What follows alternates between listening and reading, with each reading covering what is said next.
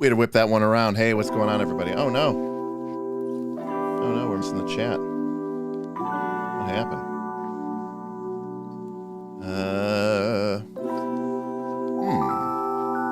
Let's go over here. All right, well, there we go. There's our chat. How is everybody doing? Hopefully everybody's doing great. Getting set up here. And it is indeed a Thursday night. Hopefully everybody is doing well. It's been a busy week. It's been a crazy week. And it's going to get more crazy. It's going to get... It's spell time-licious, as they say. No, nobody says that. Anyways. These days where I go live twice are just so disconcerting to me. They're very crazy to me. How is everybody doing? Hopefully everyone is doing well out there. I see that we're starting to get some people trickling in. Remember, this is all spells ranked.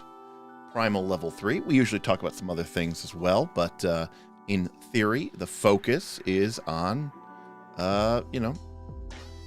figuring out what spells are cool or not, and making our way downtown.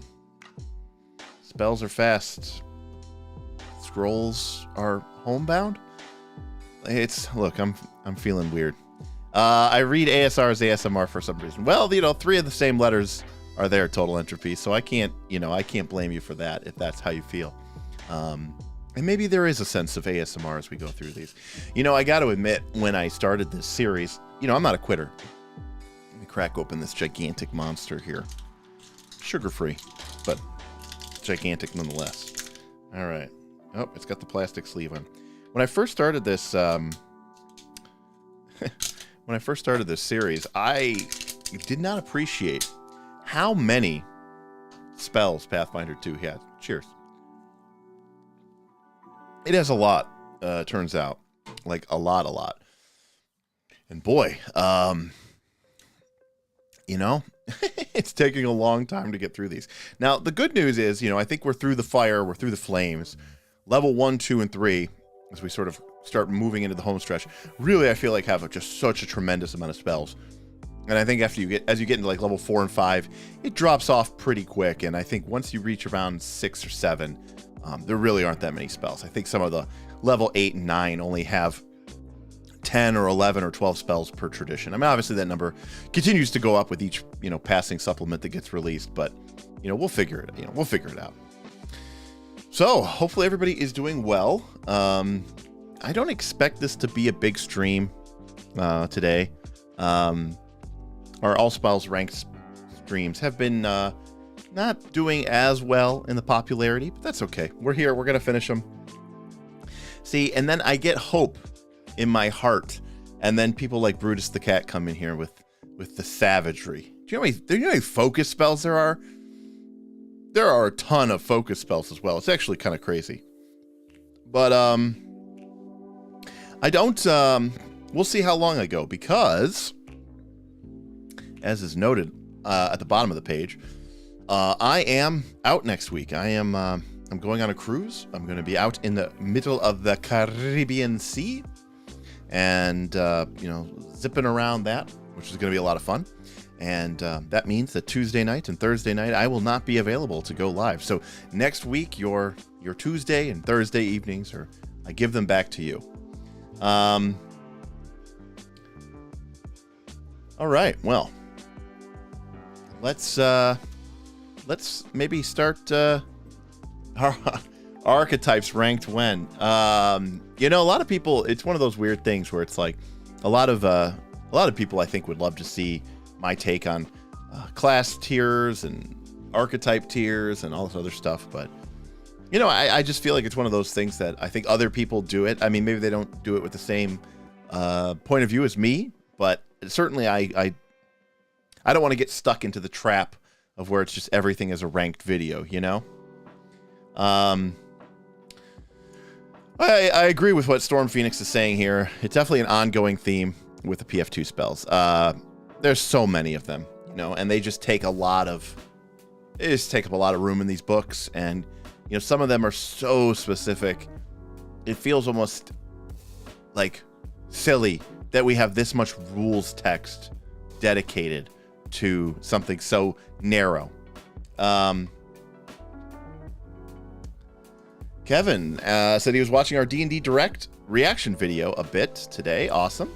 And very interesting take that Critical Role could potentially make their own RTTRPG. Yeah, I mean, I'm not the first person who's thought of that. I think people have sort of been kicking that around, the idea of, you know, how much does Critical Role feel like they have the audience and the gravitas and the game design chops and the money to do their own system, and, you know, would that be more money in their pocket? And would they go ahead and sort of proceed on that? Morning, Eon.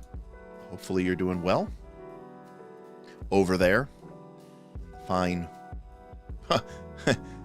In the fine, nicer places of the world. Hola, Spelljammers. Yeah, Spelljammer. You know, I have to admit, I never played Spelljammer. I think I had one or two of the modules, and I definitely had some of the Monsters Compendium for Spelljammer. I don't know. Space pirates, boats, never something that I was super into. So it kind of passed over me. Always a little bit more. I like a little bit more gritty fantasy in my particular thought processes. I think Critical Role would do a Kickstarter? I think they would do a Kickstarter. I imagine it would do better than the Avatar Kickstarter did. I would not be surprised if Campaign 4 for Critical Role is going to use their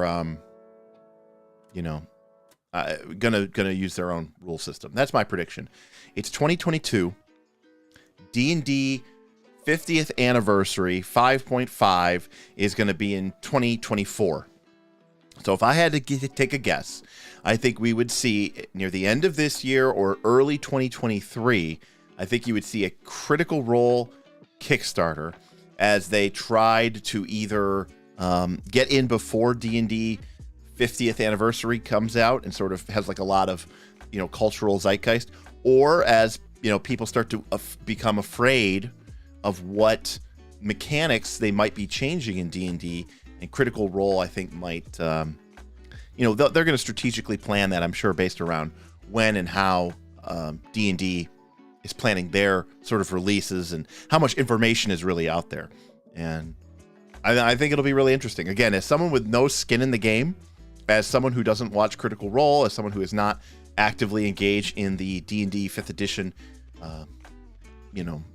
landscape or systemscape, I'd like to see what happens. And if you are some diehard Critical Role fan who is also a diehard 5th edition fan, where do you take your campaign? Do you follow D&D or do you follow Critical Role? I think it'll be interesting. I doubt, Kevin, that they are locked in to any sort of brand deal.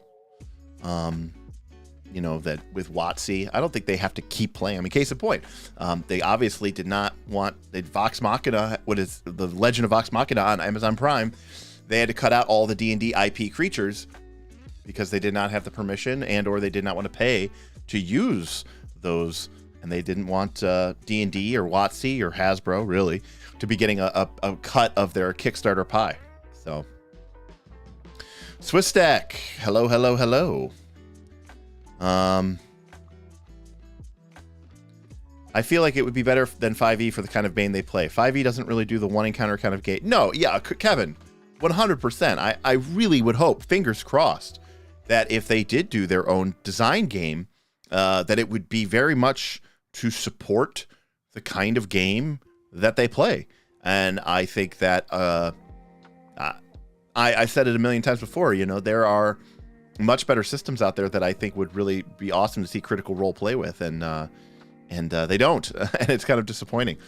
So it'd be cool to see what their take on it would be, or would they try to make like a, sort of a heartbreaker, fantasy heartbreaker, a la D&D, but their own take on it, or would they really try to do their own thing and create their own system? I think they would. I think they would want to look like they were, branching out on their own and doing their own thing, and kind of creating a system that is, you know, specific for the type of amazing storytelling games that Critical Role is known for doing. So, yeah, Spec Script, the game. That's exactly right. Good stuff. Good stuff. Good stuff. All right. Well, let's see how we're doing here. Do we have enough people? Well, we got a little bit over 20 people in here, so not our biggest crowd. But you know, it's crazy. Earlier today, we went live during lunchtime, my lunchtime, noon, during the D&D Direct announcement, and I did sort of a live reaction. We had like 65 people in here.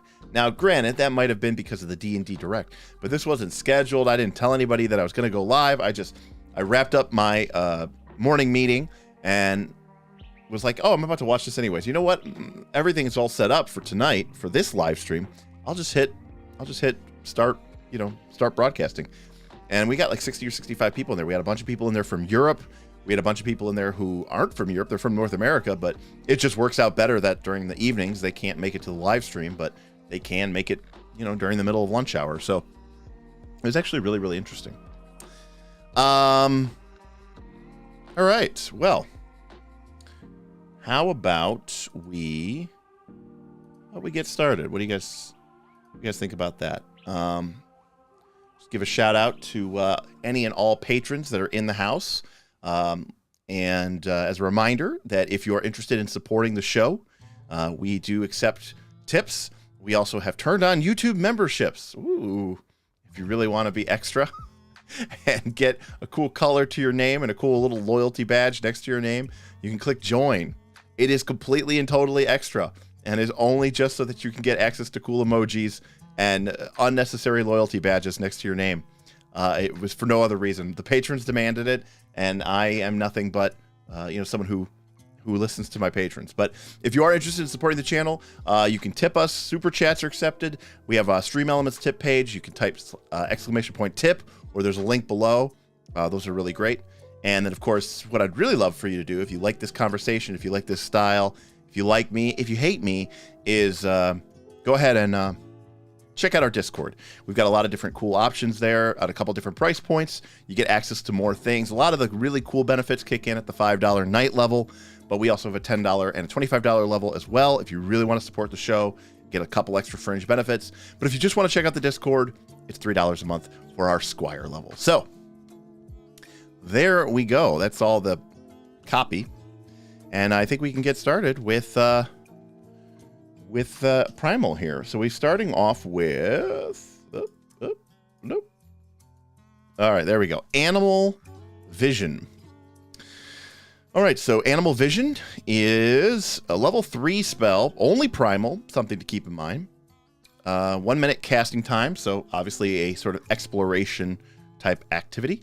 Its range is 120 feet, and it targets one animal, and it lasts for 1 hour. And, well, you get to tap into their senses, and you get to, you guessed it, you get to see, hear. It's called Animal Vision. It's kind of misnamed. Because you get to see, hear, or otherwise sense what it has for the duration. If they really want to, they can make a will save. I mean, this is a cool spell. It's very druidic. It's very primal. The casting time seems right. The range seems mostly immaterial. Although I suppose you could cast it on a creature that was unwilling, like a flying bird. It doesn't give you any ability to control them. And of course, while you're in their vision, it's like warging, basically, except you can't control them. You don't have your own senses. And the duration's 1 hour, also seems fair. I think the only thing that really kills me on this spell a little bit is the level. Level 3 for this effect. It seems pretty high.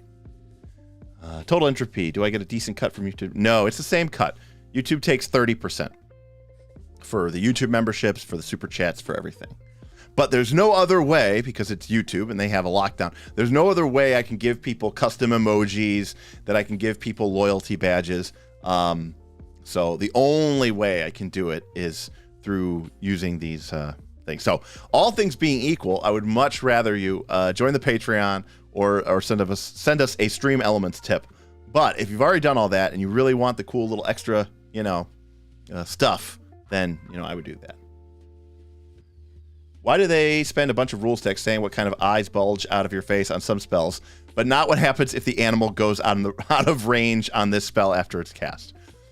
Again, different writers from different books with different assignments. Yes, sometimes we get 2 paragraphs of text detailing the thematic look of how something, goes off in the swirling eddies of energy. But on this one, you have some ambiguity. Now, of course, obviously, in my mind, the spell is cast onto the animal, and then the range of the spell is 120 feet, not when you're casting it. And then once it's cast, the duration continues, even if they move beyond the range. But, yes, it's much more limited than clairaudience and clairvoyance, but it does give all the senses at once. But I really need to stress that it is much, much more limited, for sure. And where did we put... We put clairaudience at B in the scroll. So I'm tempted to say it's a C scroll. That would be where I would think. That's where I think I would end up with this. C scroll. It's cool, but it's I'll give it a C. It's not a D, but it is really, really pushing it just because it's a very high price, right? It's a very high slot to hitchhike on an animal. It's Thursday night. Rating primal spells. Let's continue our powerful rant. It's nice. I like that one. That's good. Yeah, some people have said, actually I got some comments in the YouTube that said, I'm being nicer lately with these spells. I thought that was kind of funny. All right, so that's Animal Vision down, and we're on to Aqueous Orb. Ian Ryder, I agree. To be clear, Lug, it's because I didn't put them in there. So what we're going to do is, as we come across them, I'm just going to pull them out from our Occult and our Divine list, and we'll just add them on at that time. That is why we cannot see the rest of the already spells. So Aqueous Form from Theros Block was great. It was busted. It was a good spell. Blue-White Heroic was nice. Anyways, this is Aqueous Orb, though, not Aqueous Form. So we've got a 20 or 60-foot 2-action, sustained up to 1 minute spell. And we get to summon a sphere of water. It has to be either on the ground or on the surface of a liquid. Yada, yada, yada. This is flaming sphere, but it's a water ball. We can roll the orb each time we sustain it 10 feet. And this one, though, we can gain it multiple times by sustaining it multiple times. If it can move through the spaces of any creature. It wouldn't stop water. It extinguishes non-magical fires. It can attempt to counteract magical fires. It collects creatures as it rolls through them. Any large or smaller creature whose space the orb tries to move through can attempt a reflex save in order to avoid being engulfed. If it passes the saves, it can either let the orb pass or allow itself to be pushed in front of the orb to the end of the orb's movement. Wow, there's a lot of text for this spell. It can only attempt to engulf the same creature once per turn. A creature that fails its save is pulled into the orbs. It is grabbed, it moves along with the orb, and it must hold its breath or begin suffocating. Anything in there has to follow the rules for the hyperlinked to aquatic battles. Jesus. But a large creature is usually big enough that parts of it stick out of the water, and it can reach out of the water. They can only get free by swimming with a DC 10 athletics check or by escaping your spell DC. Well, a DC 10 athletics check to swim seems like that would be trivially easy and seems to be a flat DC. So interesting. And now if a creature critically fails its reflex save, it's apparently really stuck in the water. And for some odd reason, swimming is no longer enough. It has to escape. It's a very long spell. So what do we got here? We've got a spell that can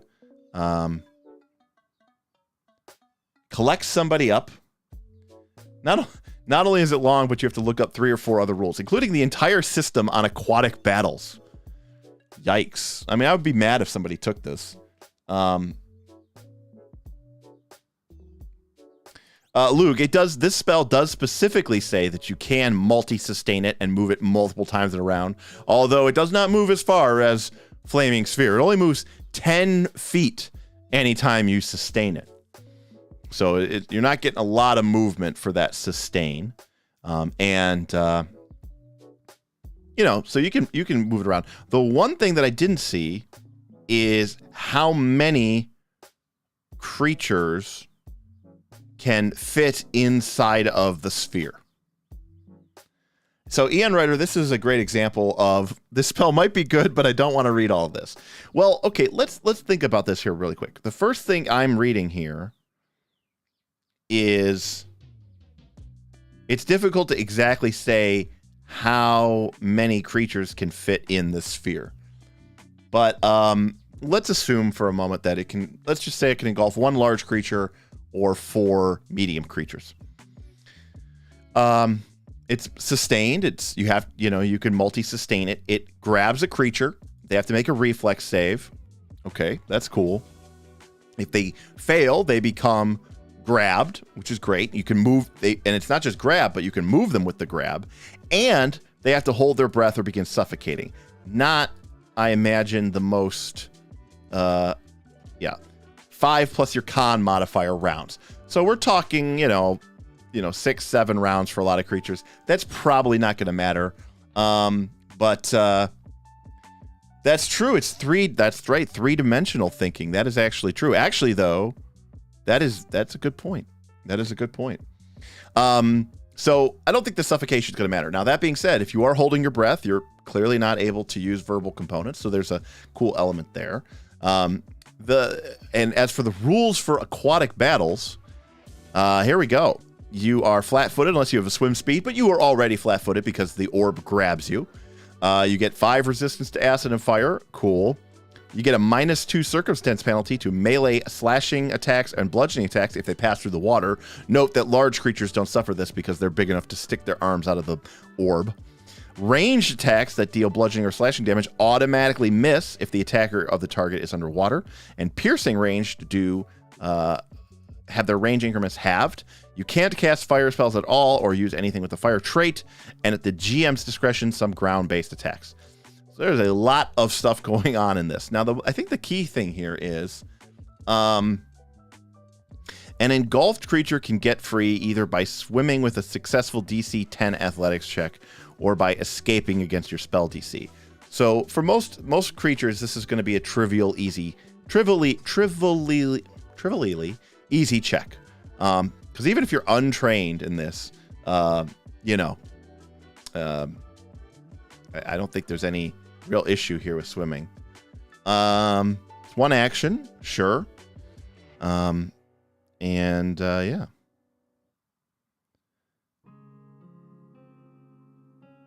Doesn't really seem to be like too much. It's interesting that it's just DC 10. Total entropy, I would assume this totally counts as force movement. And in fact, you probably cannot move this because you have to move it along the ground or surface of a liquid. So I doubt that you can actually roll this off of a cliff. Let's see. Yeah, Luke. I mean, I agree with you. I don't think this spell is bad. It's cumbersome, and it's gonna require like when you used to play like old Nintendo games or Super Nintendo games, and there would be like too many monsters on the screen or whatever, and the frame rate, I guess it still happens in modern day games as well, that are super up. The frame rate drops. Like when you cast this spell, the frame rate of your combat is going to plummet, right? Because there's going to be so many rules to look up and so many edge cases to look up, and your GM's going to have to make a call about how many creatures can fit in this orb. What is the actual exact implication between a large versus a medium creature? what effect does being in an aquatic battle have on not only the creature that is inside the orb, but on other creatures that are outside the orb attacking the creature that is inside the orb. But it's cool. I mean, it's a cool little spell. I'm tempted to give it a B. I think it's a cool spell.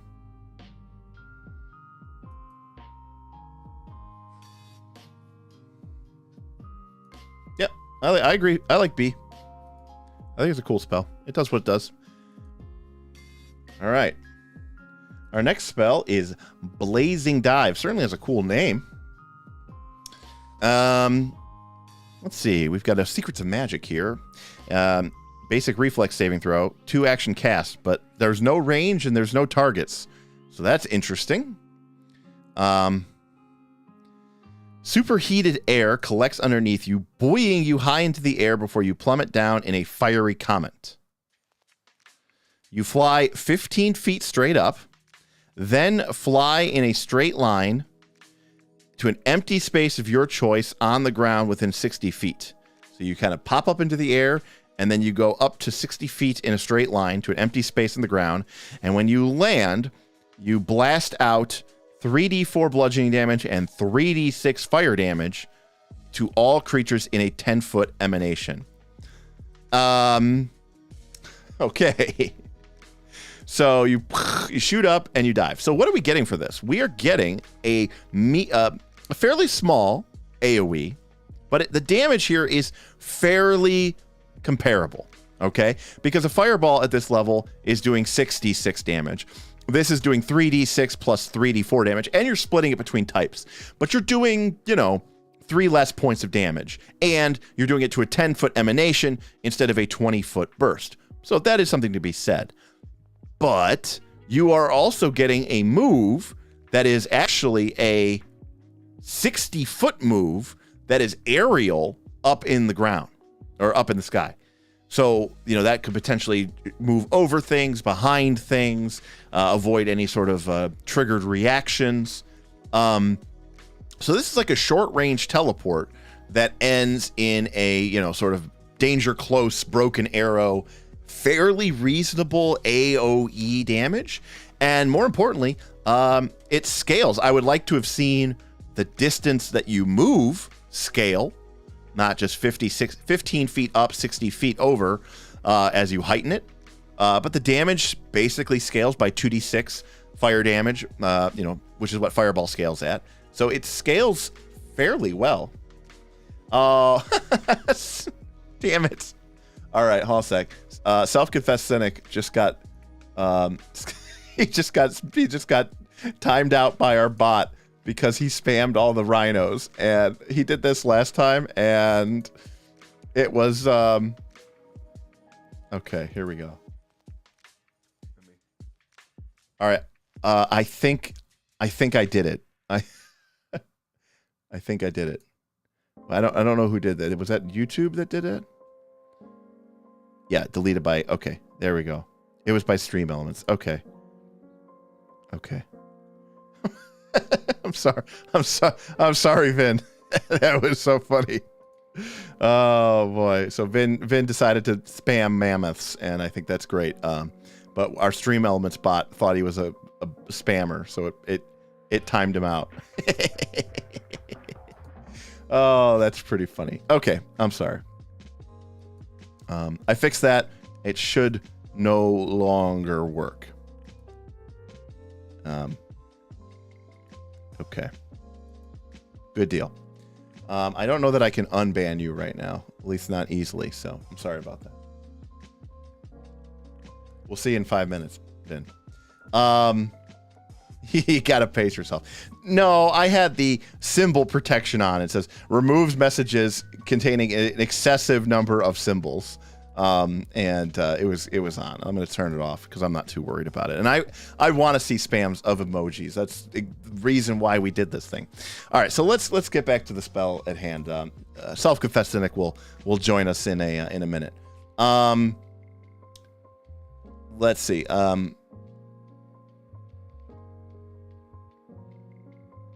So Lug, that's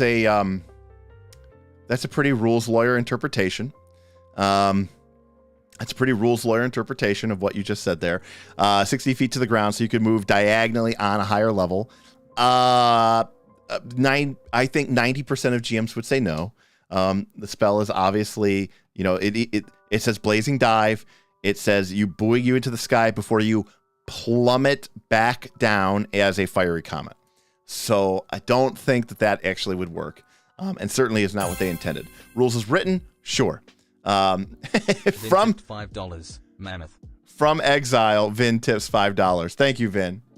The Spammeth. Oh, Spammeth is so good, Storm Phoenix.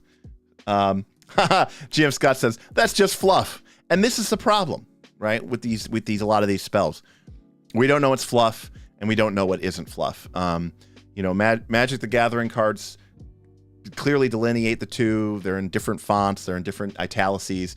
They're in different sections of the card. So you know what is rules text and what is not rules text. Is what I am highlighting rules text, right? We don't know. So yeah. Yes, Lug. Deflect arrows can actually stop shurikens and other stuff as well, right? I agree. It's a horribly named ability. Right. So again, it's probably a potentially problematic, but it's a cool spell. I like that it's a movement. It's a cool little ability. You get to zip around, you get to land, you get to do a pretty cool little damage spell. I mean, I think that's pretty fun. I think that's pretty cool. Now, granted, you're probably putting yourself into trouble. You're putting yourself into danger zone when you do this, but I think this spell's kind of neat. I kind of want to give this spell an A. I kind of like it. The damage is right. Plus getting that big of a movement that is flying, plus the damage. I mean, I think that seems very good. Now, okay, GM Scott makes a really great point. It does seem very anime, and of course, that makes me want to give it a penalty. But something tells me that this group of people would actually like to support it for that reason. I, however, would like to penalize it for that reason. A for anime. Oh my God, no. We'll get you guys someday. All right, so we're back to blindness. Now, we did blindness before in our divine thing, and we put it at A, and I think that still seems appropriate here. I don't really see why we wouldn't make it an A spell. It's still a very powerful effect, and it does have incapacitation. Otherwise, it would probably be S. But even against a creature who, like a boss who gets to upgrade their save, being blinded for, so if they fail the save and then they get upgraded to a success, being blind until its next turn begins is still a reasonable penalty. It makes it flat-footed to everybody. It is pretty bad. And then against creatures that aren't incapacitation, if they fail the save, they're done. So anime equals bad, says Ryan Adams. It's a long story. I do not like anime, but I also think that anime has caused a lot of unrealistic expectations in what people want out of a fantasy game. Ryan Adams asks, is there a chart for average damage by spell level? I will say sort of.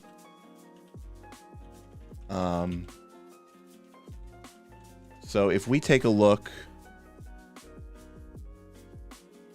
at I thought they had that in the GMG. Maybe there isn't. Maybe I'm thinking of something else. But 2d6, I would say 2d6 damage per level is kind of where you want to be, right? Like Fireball has kind of always been the benchmark for damage. So at a level 3 spell doing 6d6 damage seems to be about where you would sort of max out. Now, granted, Fireball is an AoE target, and I think it'd be fine for a spell to do much more damage than that if it was single target. But all right, this is another one we did before. This was Bottomless Stomach. This came out of our cult list, and this one got a D. And I think it's still going to be a D here. This is it's a weird one. It works, I get it, but like you're starting to get to the level where you've got, you know, bags of holding and gloves of storage. You know, yeah, self-confessed cynic, you are 100% correct. That is exactly what I'm thinking of. And you are also correct that it is for enemies, not for necessarily a PC spell. So the numbers aren't really quite the same. Yeah, you were correct. Which is interesting because an enemy spellcaster is going to be casting those spells and doing that much damage. So it's interesting. And yes, technically spells are a limited resource, but not for a enemy spellcaster who is usually going to cast 3 or 4 or 5 spells and then be dead for the rest of time. So yeah, I agree. That would be cool. I mean, if I designed things, I like adding flavor. Flavor is great. You know what? You know what's a great example of a game that you know had flavor text and mechanics separated? 4th edition. You know, it's you know, I can't help but, you know, I can't help but note it. Let's take a look here, Hassan. No, that's not what I want. Interesting. All right, let's take a look here. So here we have 4th edition spell.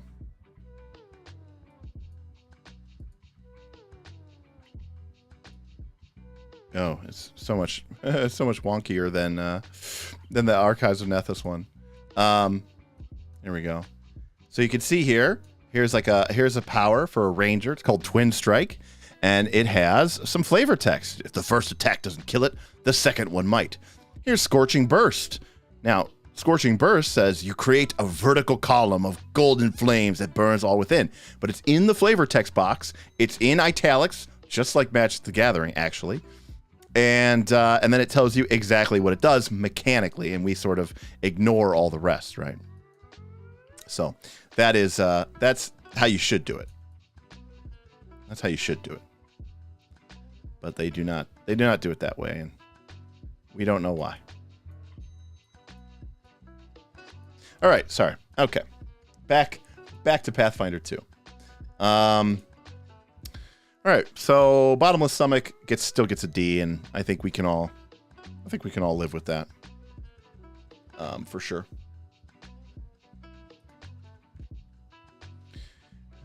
All right.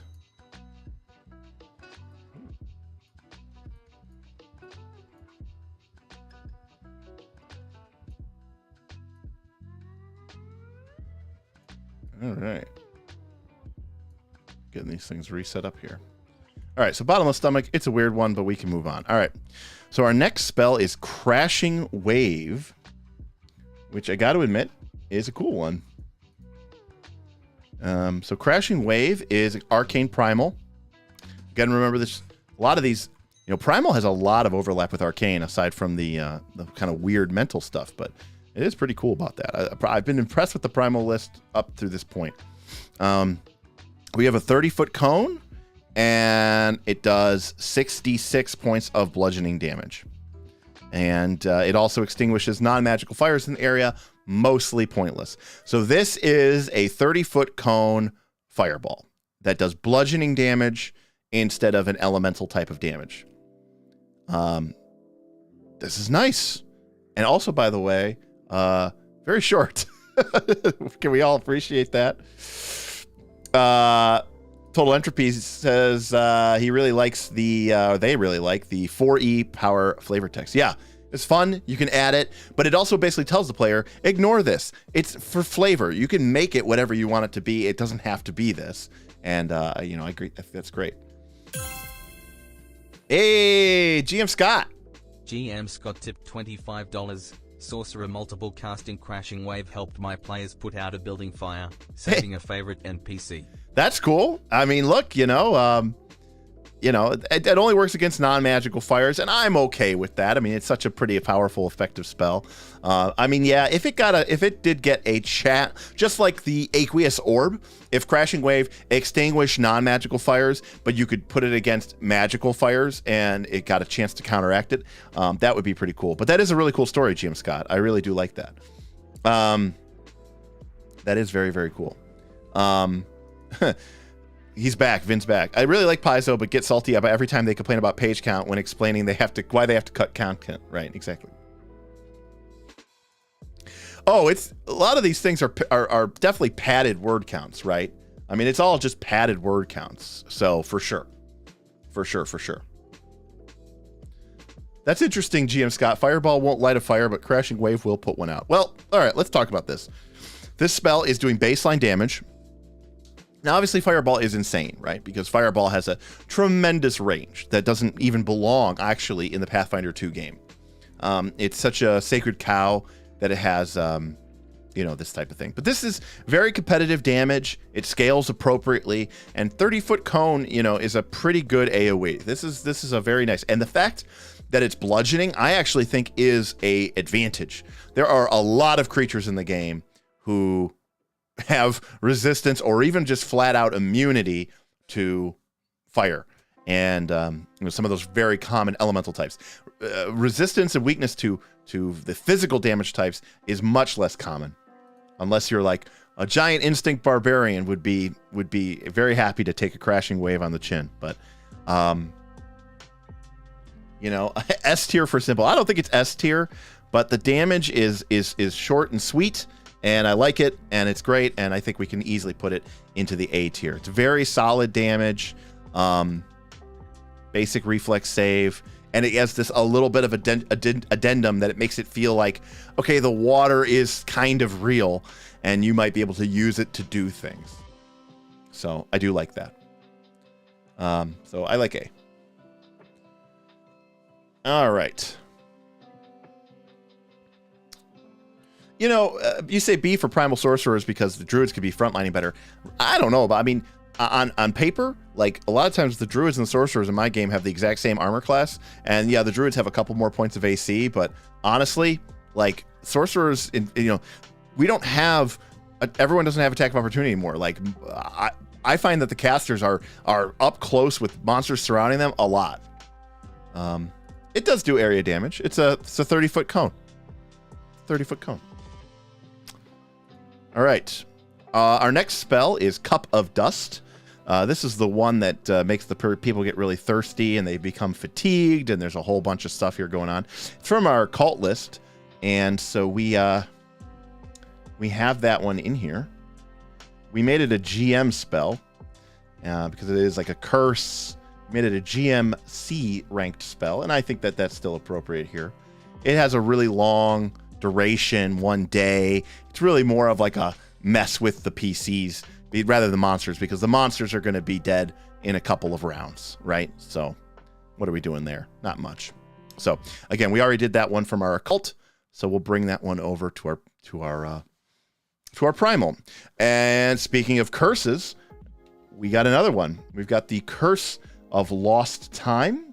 This was a D spell in our occult, and let's take a look here. What we got here.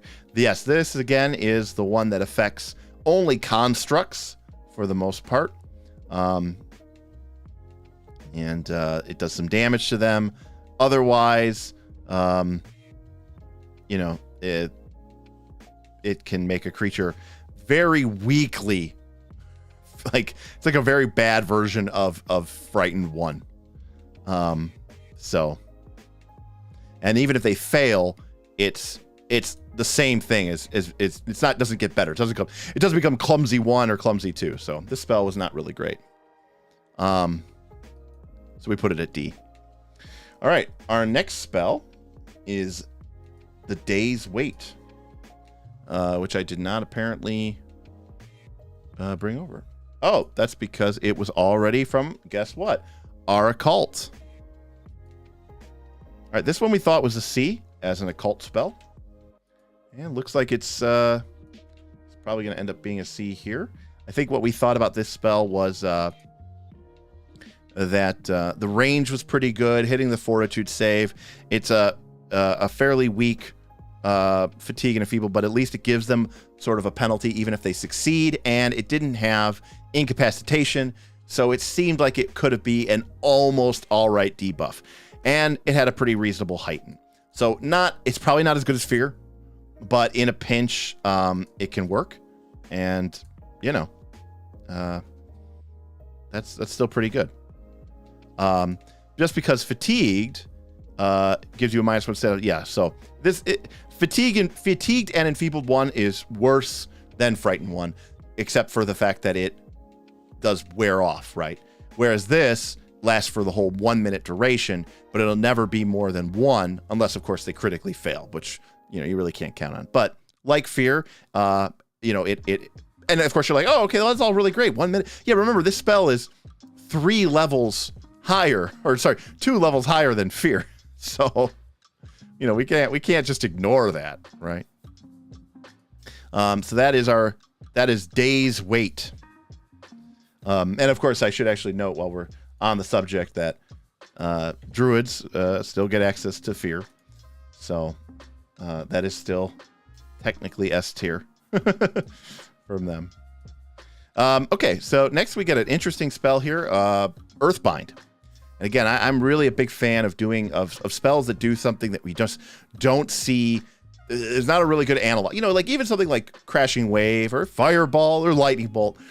These are things that, you know, they do damage. They do damage in AoE, which again is something that martial characters or a rogue would have a hard time doing.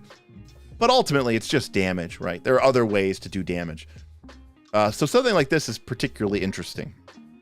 It's a 2-action spell, 120 feet. That range could be longer because of what the spell is trying to do. But it targets a flying creature, and boom, you make them become Earthbind. If the creature does reach the ground safely, it does not take falling damage. If they pass the Fortitude save, okay, this is what's great about this, they still fall 120 feet. So this will take a creature out of the air. Unless they critically pass their fort save, that creature is going to be earthbound. Okay? Now granted, they can immediately take off the next turn, but that might be the time that you need. So there is something to be said about that. If they fail, however, they fall 120 feet. And if that gets them to the ground, they cannot fly, levitate, or otherwise leave the ground for 1 round. Yeah, Ian Reiner, that's correct.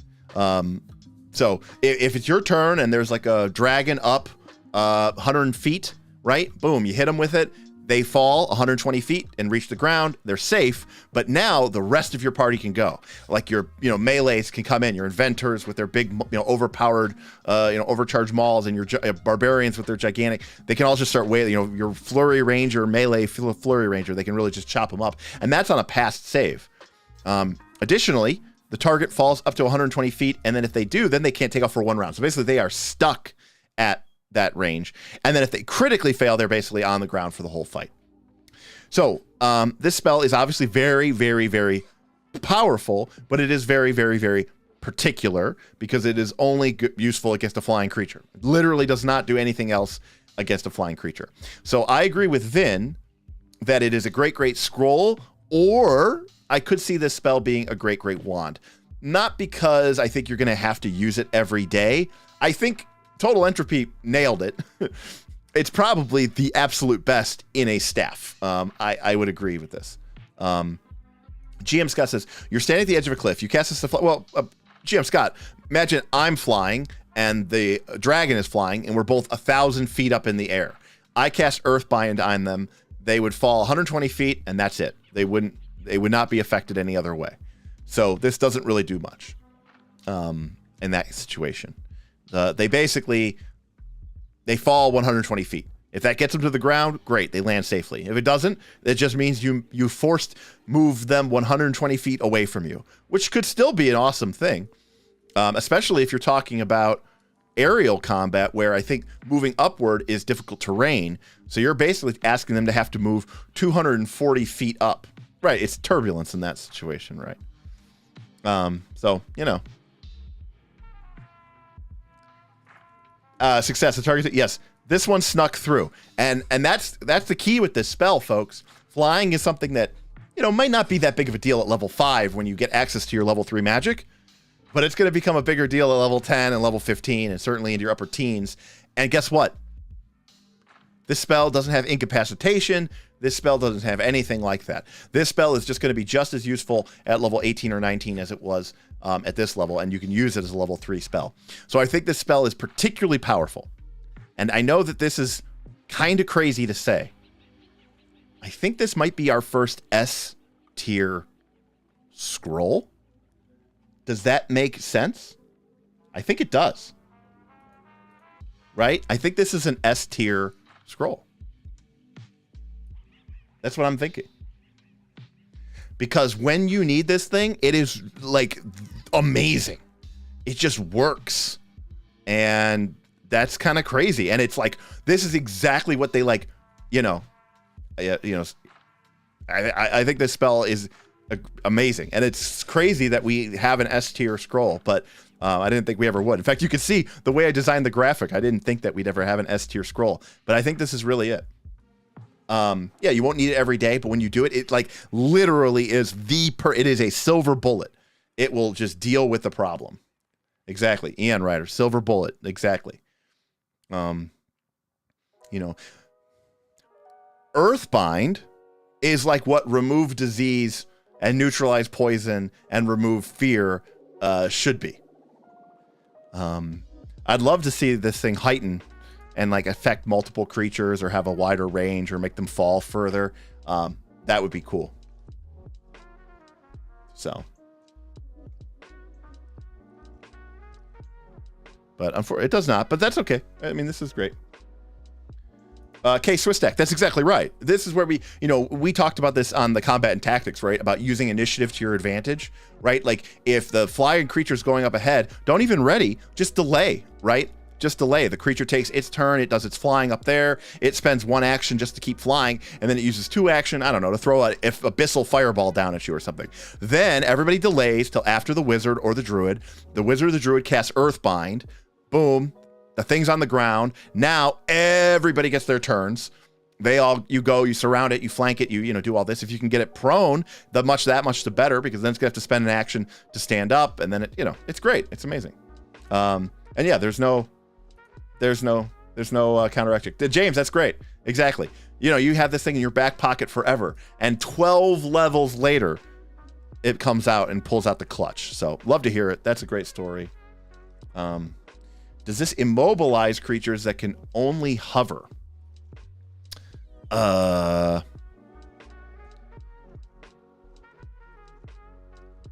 I think you fall. If you are a flying creature, if you are hovering, you are flying, then you fall 120 feet. And I guess you... now, granted, if you succeed, then they would fall, but they fall safely. But they are still allowed to fly or hover. But if they fail, they cannot fly, levitate, or otherwise leave the ground. So if the creature can only move through flight... total entropy. If the creature can only move through flight, this clearly says that they cannot fly, levitate, or otherwise leave the ground for 1 round.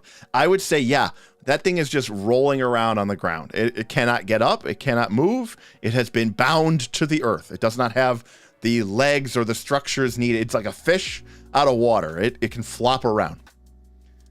For sure. I would say that. I don't know that that's what they intended for the rules, but the rules clearly state that it cannot leave the ground. Now, whether you want to rule that it's flat-footed, but I would definitely say it's immobilized because it can only move through flight, and this creature cannot fly, so it's definitely immobilized.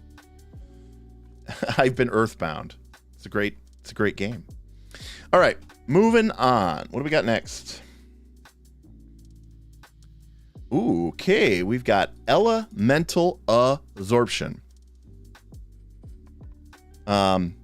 Oh, GM Scott, it could absolutely still move if it had a regular move speed. I'm saying if the creature only had a flight speed, right? Like, think like a beholder from D&D. Obviously, we don't have those in Pathfinder 2. But if you were to Earthbind a beholder, what the heck is it going to do?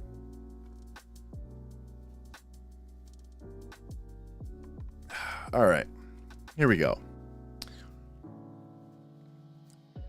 Elemental absorption. 2 actions and it lasts 1 minute. You choose air, earth, water, or fire. You gain resistance 5 to damage dealt by effects with the chosen elemental trait. If you choose water, you also gain resistance to cold damage. How many things are out there with the earth trait that deal damage? It's probably a very small number. Water, apparently you get water and cold. So, okay. Lots of text, secrets of magic. That's correct. Yeah. All right, so basically you gain resist 5, which, if I have another complaint about Pathfinder 2 spells, I think they are very, very stingy with the resist.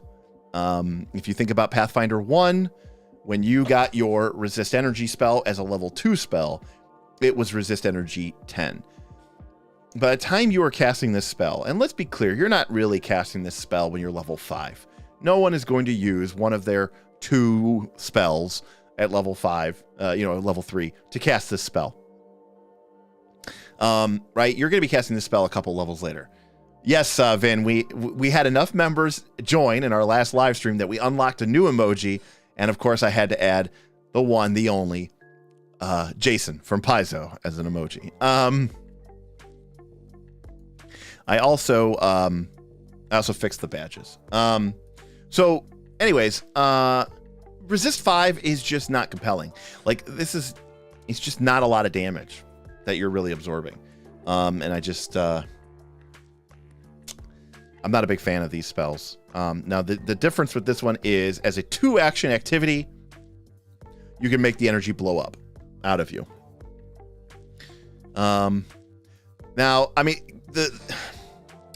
it is a cool spell in principle because you gain resist 5, and every time you take damage, you note how much you have prevented. So if I take 14 fire damage, I take off 5, I have prevented 5. I take another 20 fire damage, I prevent 5, I've now prevented a total of 10. And you can store that up, and then it can go up to a maximum of 30 damage stored, and you can blast them within 60 feet with a reflex save, and the damage type depends on if it's fire, water, or earth. And I think total entropy. Jason B tipped $1. Welcome. It's okay. It's okay. Jason B, giving permission, I consider that legally binding. Grelda tipped $10. Make me a lich. Greldar tipped $10. Make me a lich. Okay. I can happily do that. I'm not really quite sure what that means. Make me a lich. Liches are cool. I don't know if Greldar wants to become a lich or if Greldar wants me to build a lich in PF2. But total entropy nailed it here. By the way, thank you, Greldar. Thank you, Jason B, for the tip. You guys are awesome and amazing. There's a lot of cool things about this spell. Can we all agree that, right? Like, this person who's absorbing energy. It's like that character from X-Men First Class, right? Or even like Sebastian Shaw from X-Men First Class. But how many creatures deal elemental damage and then don't resist it? And the answer is few, right? Like, we think of that, I'm going to use this against the fire elementals, and then I'm going to blast them with fire damage. Oh, okay, that was from Tim. Okay, sometimes I forget I have Greldar a name and Gwildor, so make Gwildor a lich. Oh, okay, got it. Tim's saying to make his dead wizard into a lich. Yeah, that's maybe that was his plan all along. +2 would be much better. Brutus the cat, I agree with you entirely. If this was 5 at 3, 10 at 5, 15 at 7, 20 at 9, I do think that actually feels a lot better. Instead of 5 at 3, 10 at 6, 15 at 9, right? It's a lot different. So the other thing too is, it really just depends a lot on your campaign. But I'll say this. I don't know how, I agree with Ryan as well. This would be a cool class as a class feature once per 10 minutes. It's also kind of lame that the duration is 1 minute, right? So you have to absorb this energy and basically use it all in the same fight. Normally, I would give this spell a D, believe it or not. But it's really cool. And the flavor of it, the look of it, how it works, I think is fun. It's flavorful. It does, you know, something kind of cool and unique, and I would like to see more designs like this. So I will encourage it by giving it a C. So, but I don't really think you're ever going to get to like B tier quality with this. It's not going to be something that's going to be so useful that you're going to feel compelled to B tier it up. All right, our next spell is Elemental Annihilation Wave, part of the sort of Spells of Magic three-word spells. Our Horizon Thunder Spheres, our Inner Radiance Torrent, or Horizon Thunder Sphere at level 1, Inner Radiance Torrent at level 2, and then we gain access to the Elemental Annihilation Wave at level 3. Jason, you didn't miss much. We've just gone over about maybe 10 or so spells. Kind of dove right into the spells today, and honestly, feeling pretty chill. And you know, it's going good. This has got a great name. Eon Rider is completely correct about that. Elemental Annihilation Wave is best. I would like to see designs like this, but better. Couldn't set perfect. So let's talk about why Elemental Annihilation Wave is not as cool as Horizon Thunder Sphere. Why? It's same basic principle, right? You have a spell that you basically can use 2 actions or 3 actions, or you could do it for the 2 whole rounds. So everything about this spell, the name of it, what you're imagining this spell is going to be. Remember how Horizon Thunder Sphere was cool? Like you're summoning this like Hadouken? Well, now imagine this, but it's like this gigantic wave. The annihilation. That's the word that they put in the title of the spell. Look at this. It's devastating your surroundings. Waves of utter devastation rippling out from you along with swirling colors. And it does 4d6 damage in a 30-foot cone. So already, baseline, this does less damage than our crushing wave. The elemental, or crashing wave. The elemental annihilation wave does less damage than the spell that's just called crashing wave. And it's the same thing, by the way, 30 foot. Now, clearly, this spell has more utility. You can put more actions into it, so, you know, it has to be something better, right? If this spell was just already 66 damage, crashing wave wouldn't even be something you would ever consider. The problem here is if you increase it to 3 actions, or you increase it to the full 2 rounds, the damage doesn't go up, and it doesn't heighten at +1 for 2d6. It heightens at +2 for 2d6. Now, I get it. You know, if the creatures fail their saving throw, they get pushed 5 feet. Okay. Do we really care about that? No. By the way, even at 3 actions, it's still just a 30-foot cone. You have to do the entire full 2 rounds to make it a 60-foot cone, and it still doesn't increase the damage. When you compare this to the 2-round versions and the 3-action versions of Inner Radiance Torrent and Horizon Thunder Sphere, this spell isn't even close. This spell isn't even close. Like, I either want this spell to be doing very, very, very high scaling damage, or I want people being, like, if I'm doing the 2-round version, I want people getting blown back like a shockwave from a nuclear explosion. Okay, I want them getting pushed back 10, 15, 20, 30 feet and falling prone and getting like extra bludgeoning damage if they critically fail because they're getting like, you know, scattered across the ground and skidded marked across the stone, right? That is what I want a spell that is called Elemental Annihilation Wave to do. Especially because it's all 4 elements at once. Ironically, earth, water, and air all do bludgeoning damage, which is why it's 1d6 fire and then 3d6 bludgeoning. But basically, you could think of it as 1d6 from each of the elemental damages. So this spell is so cool. And boy, it just falls short. Vin was disappointed by the spell.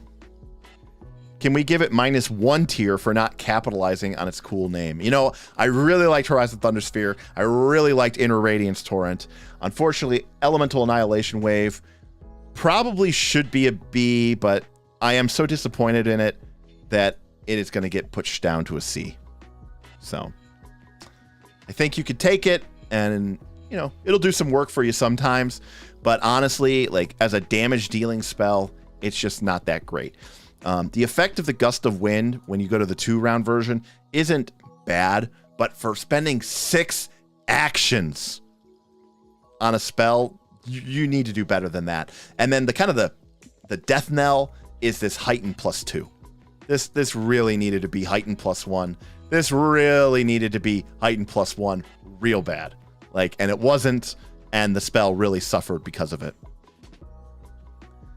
All right. How's everybody doing? How's everybody doing? Let me get a poll up here. How is everyone doing?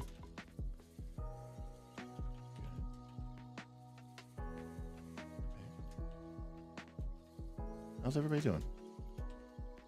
I don't think anybody's doing bad. But how are we doing? Heightened +2, but does 46 damage. That would be fine scaling too, Kevin. But the damage just needs to scale more competitively. It really does. It needed to scale, for sure. So, you know, I'm feeling pretty good. My week is running down here. I've one more day of work tomorrow. I have just a single meeting with some different department heads to talk data science strategy. So that's pretty cool. And as Aaron likes to say, sprinkle some data science on it. That'll be cool. And then, I'm leaving Sunday for my cruise, and I'm really excited about that. And it's going to be a lot of fun. I'm going to miss, of course, having these wonderful conversations with you all. But I'm excited because when I get back into May, big things are happening. We're going to be kicking off our next adventure path. We're going to start playing some Pathfinder 2. We're going to start try to put some groups together to see if we can get some non-Pathfinder 2 live actual plays going on the channel a couple times a month. That'll be a lot of fun. And of course, the plan is still someday for Knights of the Last Call to maybe start dipping our toe into the realm of making some of our own gaming products or some of our own gaming content. And that would be pretty cool too. So, again, it's all thanks to the patrons. They have really, really, really supported us. We have a very loyal core group who has supported us since the beginning, and a huge wave of people who've really come out to support us in the last couple of months.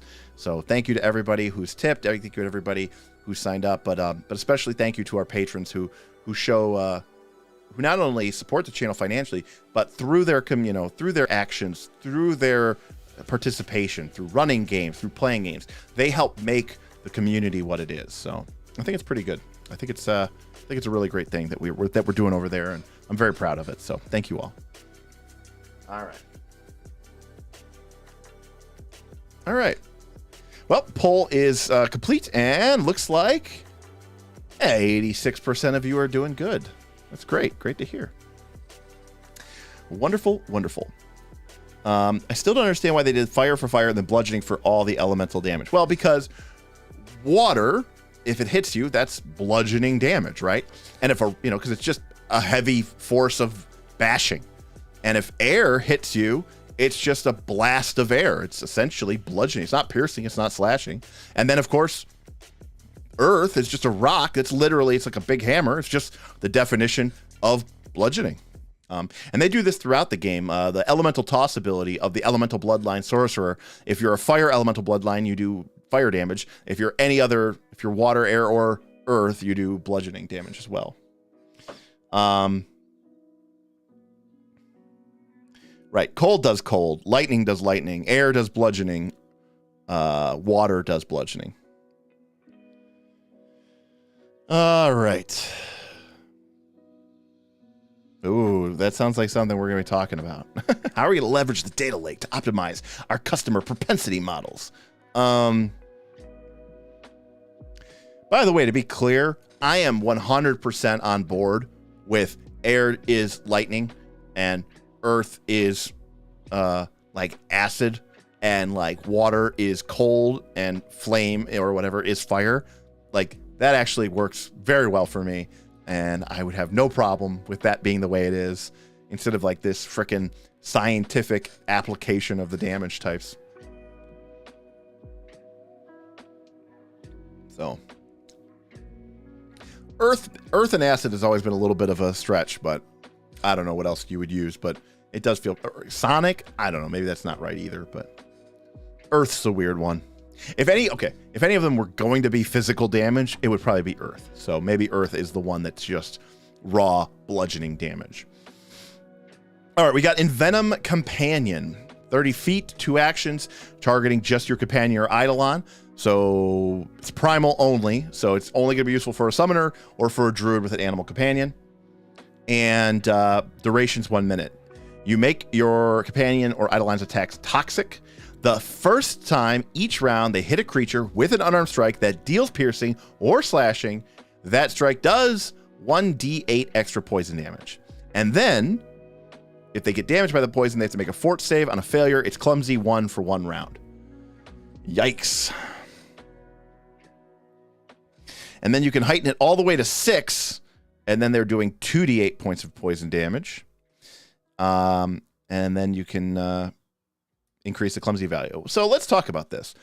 This stacks with the damage that they're doing. And they don't have to make a save against the poison damage. They're just taking extra 1d8 points of damage, or extra 2d8, and then eventually extra 3d8. So that's almost like you're getting double striking on your companion or your Eidolon, and failure giving you an AC penalty for 1 round, not crit, but that scales up all the way up to clumsy 3. Now, obviously, this spell is only useful for, a summoner or druid with a companion, but a spell's not bad, right? We can definitely think that. I think this spell's actually pretty good. Poison damage type, get some work done, and it's pretty great. I kind of like it. Now, granted, like I said before, it is, it's a summoner spell. So it does have this, caveat that it's only useful in very, certain circumstances. But I think an A for that type of character. I think they're going to get good, they're going to get good value out of that. So is that our highest ranked summoner spell? It might be. I mean, the spell just works. It has a nice duration for this kind of buff. It scales up. It stacks with the other damage bonuses that they're going to get. It works on just an automatic hit, and they get this additional benefit of needing a clumsy. Auto F for summoner only. Well, we have to give it, that's why it's in the green. We've done this before where, I actually think if you could affect other people's companions, that actually would be probably pretty broken. I think it's reasonably competitive. I think it's reasonably. People who are more experts at animal companions can chime in there, but I do think it's pretty competitive. All right, that's Envenom Companion. We got another basically Familiar's Face, and this one was all of the slots. We put this one into C last time. Basically, it does the same thing as Animal Vision, but with your Familiar. So it's basically another kind of pseudo divination spell, but this one works with your Familiar instead of your companion. So nothing really too excited there. Farsight is one that we had before as well. Again, it's basically kind of a divination spell with a lot of caveats. This one's only really good for viewing things that are very far away. Basically, it's like a magical telescope that lasts for 10 minutes. So again, could be useful on, maybe the rolling taiga of the realm of the Mammoth Lords when you're playing the Quest for the Frozen Flame Adventure Path, which we will be playing here shortly. But, for the most part, you're not going to need this spell every day. And when you do, it's not going to be like a silver bullet. It'll be like, oh, cool. I have this, we've all been there if you've played a caster and you have that scroll. where like you are excited because you have a scroll that applies, but nobody else in the party really cares because it's not really that big of a deal. You just feel sort of vindicated that one of your items actually might make somewhat of a difference. Let's take a look here. Oh yeah, works for Necromancers too. Book of Dead applications. Which, speaking of, people are doing reviews. Bob, I'm upset, Bob, if you're out there, because people started doing reviews and shit. You know, they got the books, and we were specifically told by Aaron Shanks of Paizo that we could not release a review book with recommendations and our opinion and our grade until I think the 27th of April. So yeah, I know they told us the 27th. I know they did, and it's crazy. Anyways. All right, Feet to Fins is our next one. We're kind of crushing these guys. Monster break. I know you do, Bob. I know you do.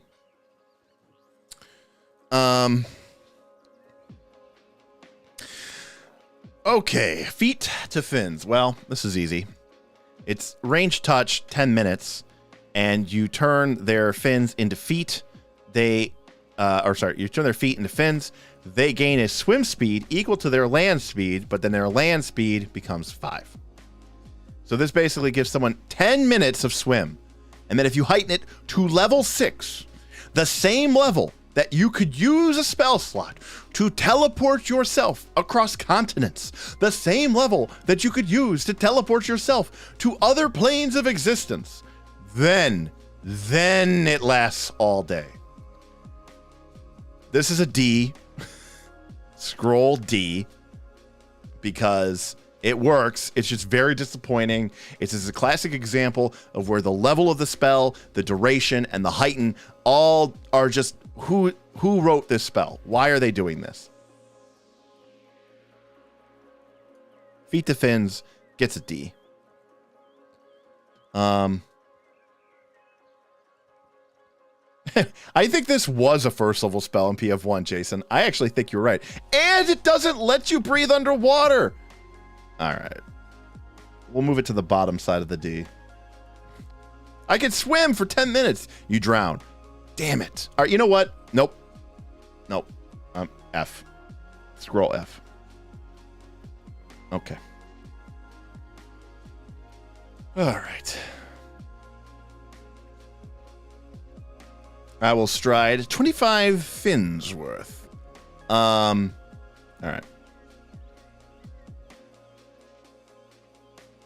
All right. Jason agrees F. All right. We downgraded because, very, very, very good catch, Brutus. I wasn't even thinking that. That spell's horrible. Yeah, that's true. K-Swiss deck. That's a really good point. And this points to a game design problem, right? Can we all agree to that? That's a game design problem. When you have a scroll S and a scroll F in the same list, in the same tradition, like,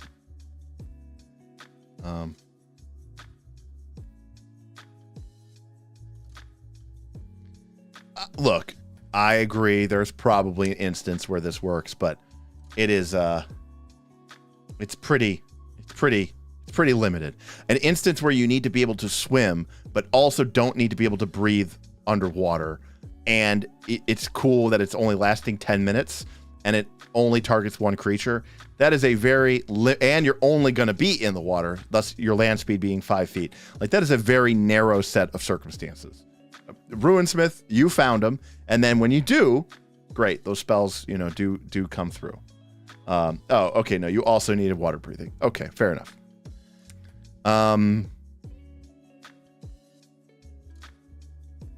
Yeah, I know it does serve a purpose, but I originally noted it as D, but the fact that you also basically just need, like, it turns your feet to fins, just give me fish people abilities, right? Give me some gills, give me some fins, like, make me kind of Shark Boy. That's what this spell should do. F, you are correct. Ruinsmith is correct. So I am going to change it back to a D. F is something that legitimately just does not function at all. But let me stress that this is D minus. D minus, okay? Very bad. And unless you are specifically in the exact black dragon fight that Ruinsmith was in, don't take it. Okay, 100%. Bottom of the barrel. All right, we're talking the same language, buddy. We're talking the same language. Okay. And then, I struggle to believe that Absalom hasn't invented flippers. Why is it a level 2 spell? That's another great example, too. Great question. All right, that is our feet to fins. And that brings us to the great granddaddy of them all. Fireball. And what is there to say about Fireball? I mean, this is the greatest damage dealing spell that has ever existed in the history of Dungeons and Dragons. It is ubiquitous. And in our instance, let's be a little bit more prosaic about it. It is a spell that does, 66. We're going to fight, Vin. We're going to fight. We're going to fit. Okay, Swiss Stack, give yourself a hero point. That is correct. Why this spell is S is because it is 66 damage, which is very good, which scales very well. I agree, fire damage,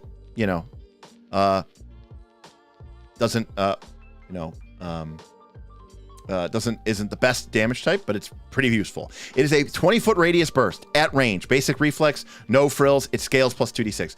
All of those things would be an A spell, but a 500-foot range lets you do things with it. This spell shouldn't exist in Pathfinder 2. This 500, no, maybe in your shitty games that you're running, but if you're actually playing in a game that is, open and in a large space area, like this spell wouldn't even be fair.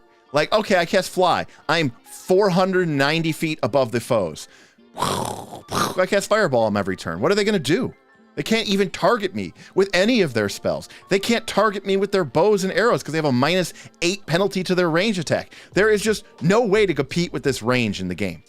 If you are only playing in Paizo Adventure Path, the 10-foot wide corridor with 2 squares, or even sometimes actually 5-foot wide corridor where you can only have one character, and the back of the dungeon, the entire dungeon would fit within the 500-foot range of the game. Okay, then yeah, the 500-foot range won't matter. But you're also probably one of those people where something being more than 30-foot range doesn't matter, because everything is within arm's reach of you. But if you are actually playing like a traditional game of Pathfinder 2, where you are actually outside and you are doing stuff and you are fighting from ships and from... I had a wizard once who had a fireball wand, and there was literally an army of giants, hill giants. I had Fly cast on myself, and I flew over top of them and just rained fireballs on them for like over 2 minutes because of the range. They can't throw rocks and hit me. You are a B-17, B2 Strato Fortress. You are just massive. You become an airborne howitzer. It's unreal, the range. If you're playing in a game where the range never comes up, A. I don't care if they take cover or hide. It's an AoE. If I'm at Helm's Deep and I'm on the wall, I want this spell. I can reach out and touch anything and everything that I need to blow up. Okay, I can reach the right side of the battlefield. I can reach the left side of the battlefield. I have essentially a 1,000-foot range that I can reach. Technically 1,040, right? Because I can actually hit something 520 feet away. And we've seen Pathfinder 2, how they have greatly reduced the range of so many spells. 30 feet is very common. We see some spells at 60, and very rarely, like Magic Missile, which is obviously an S-tier spell, 120-foot range. And that's considered pretty beefy. This spell has no business being at 500-foot range in this Pathfinder 2 system. This is a sacred cow that they brought over because that's what Fireball does. And if Fireball only had a 60-foot range, people would have lost their mind. And so they gave it a 500-foot range, and in our world, that is broken. So. Flame Loud, cover bonuses do give saves against AoE if it is standard cover and if the cover would be between you and the point of AoE.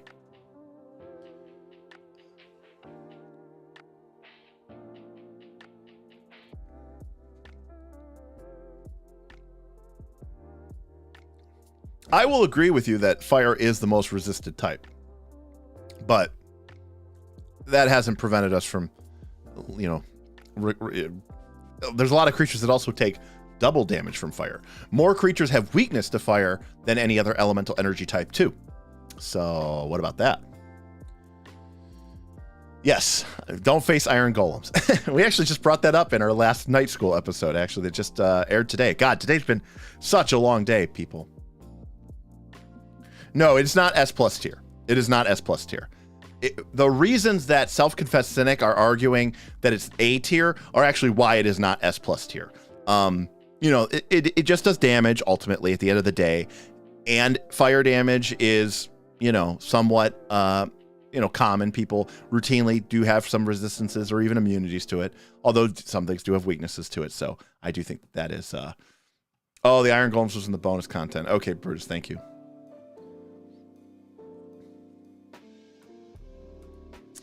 All right. So, cannot.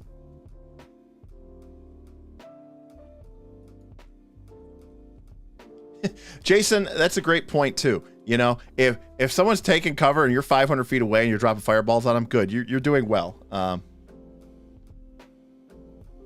mean, yeah, fireball is historic. You cannot, you know. Yeah, that's a level 5 spell and a level 6 spell, or 7. No, it's 5 and 6. So yeah, those are better. We're talking about level 3 here.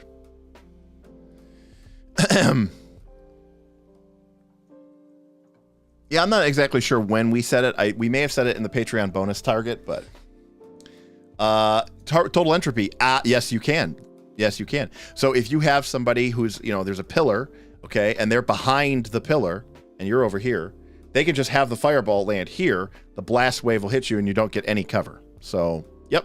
And there's no attack roll with fireball. Like, you can place it with surgical precision. If you're playing on a VTT or even on a, you know, battle mat, you can just, you know, place the burst so that it just hits all of your enemies, but the burst just doesn't hit any of your allies. I mean, yes, if everybody's completely mixed together, you can have some problems with it, but you're going to have problems with any AoE at that point. And so whether it's a cone or whether it's a line, so, you know, at that point, you know.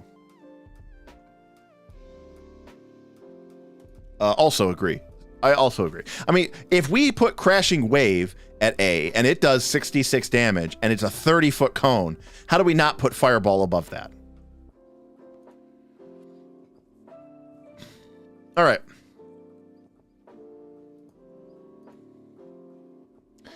Next is a Gasping Marsh. Interesting, Brian.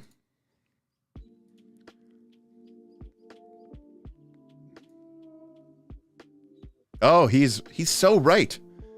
He's absolutely right. Wow. Look at that.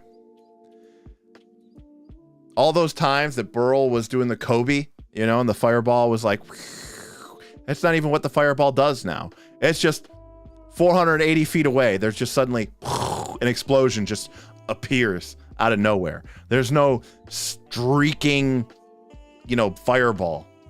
That's kind of disappointing.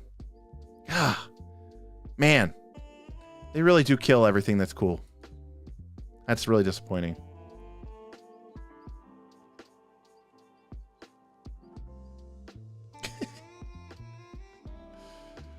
Yeah, I think we've discussed the window rule before. GM Scott, you're absolutely correct. I mean, 500 feet away is a long way.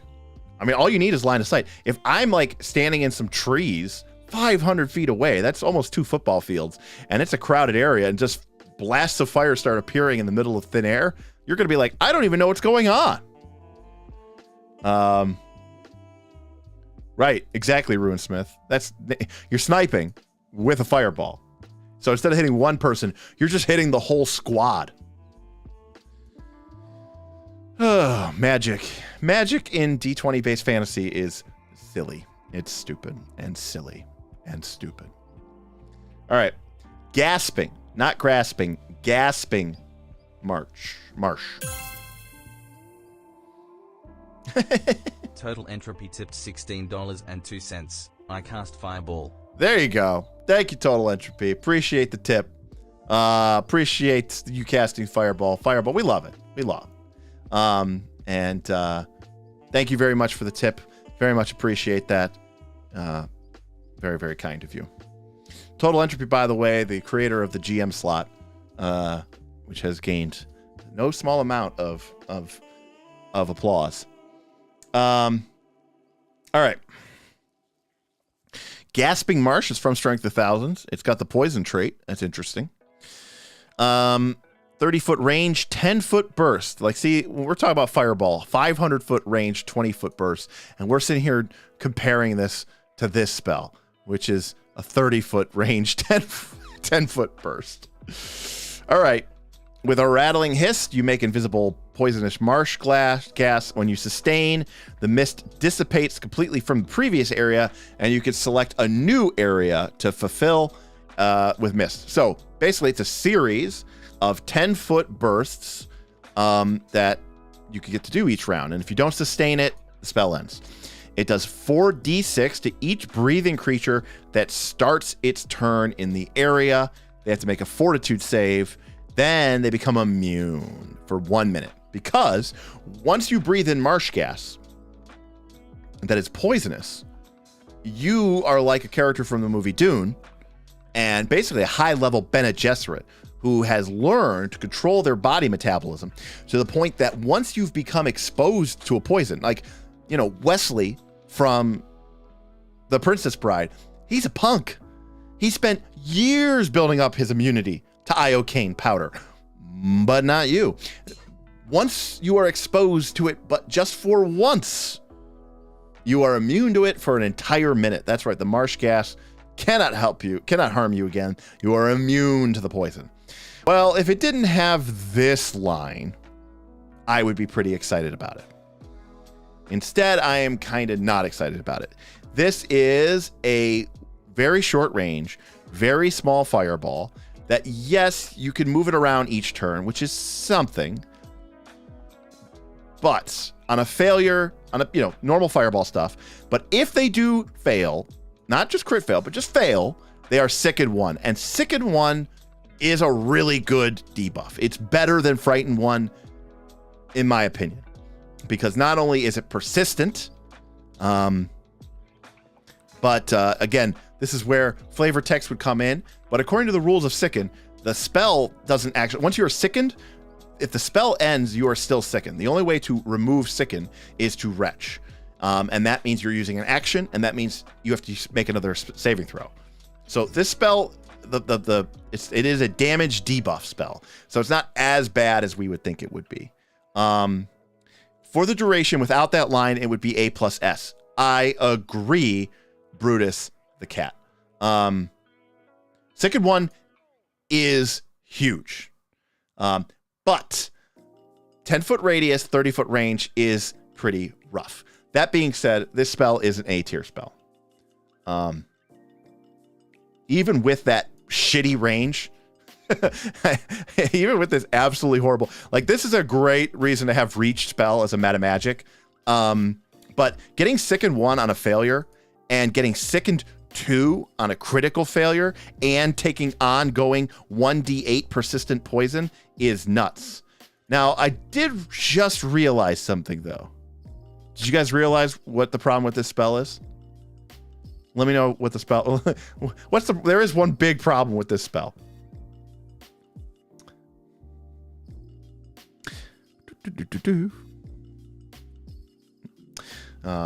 It's kind of a glaring issue.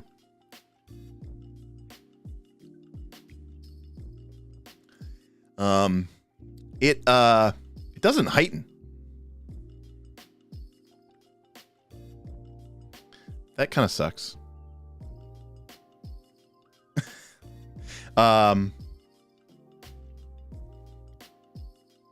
Actually, Eon Rider, this is an example.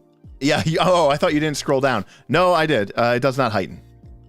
So this basically is an AOE. No heighten is real rough. Yeah, that's tough. At level 5, when you get this spell, this is great. 4d6 poison with potential to sicken or even sicken 2 people. It's very, very, very magic. Yeah, I feel like that's just a mistake. Yeah, it's very much the magic weapon conundrum. RuneSmith got it right. Brutus, I agree with you. I think it's probably A, and then it becomes B, and I don't know. Probably gets down to C. I mean, like having an AOE sicken 1 like that is still probably pretty powerful. But it's gonna fall off. So again, we give these ratings, but the reason why you listen to these streams is so that we can really break this down for you. This spell starts off as an incredible debuff, AOE debuff spell with some damage, and eventually just becomes, just basically an AOE debuff spell. But Sicken is very powerful, and I don't even think once the damage falls off of this, that it's completely unusable. So I would argue that maybe at level 3, when you are a level 5 or 6 character, this might be S tier. This might be S tier. Oh, okay, yeah, Jason, I agree with you. I think it starts at S, and then it drops down to A, and then it probably drops down to like B, when basically the damage is completely useless, and the range starts to become more of a problem at higher level. Again, I don't know about you all, but one of my tenets is that as players get higher level, my battlefields become bigger and bigger and bigger, because characters have faster speeds, they have haste, they have quicken, they have all of these extra actions, they have longer ranges on some of their abilities and spells, and I want the fights to feel like they're taking up more of that space.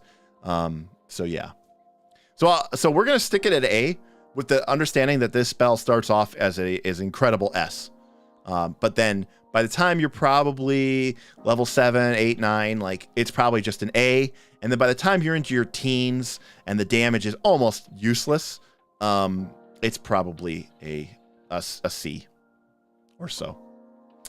All right. So still a cool spell. I like it. All right. Next up is good old Haste, which we did last time. By the way, we talked about this when we did Haste. Why does Primal get Haste? Anybody want to venture a guess why Primal has Haste? I don't know why Primal has Haste, but it does. There we go. Haste. So Haste is, I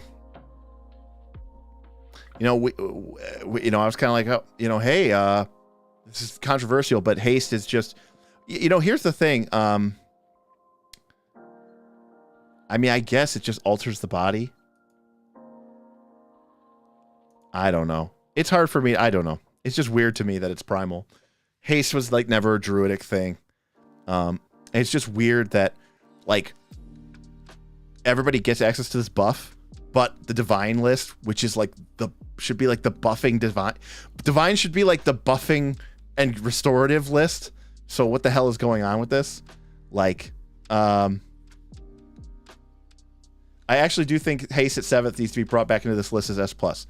I agree. B, and then when we get to level 7, kind of like what we do with Fear, this is because this is Fear 3, right? That's S tier. Arguably Fear 3 is S+ tier, honestly, if we want to be honest with you. God, what is Slow 6? Self-confessed cynic. Slow was already S+. Slow 6 Slow 6 might be S++. We just have to retire it. Oh, that spell is way too good. Let me ask you this. I'm getting off topic here, but is there ever a situation where if you have access to slow as a level 6 spell, that's the AoE version of slow, where you can target multiple characters or multiple foes. Is there ever a fight where if you're facing, 3 or more opponents, where that's just not always the first spell that you would cast? Is that even a thing? Is that even, like, would you just always cast that spell?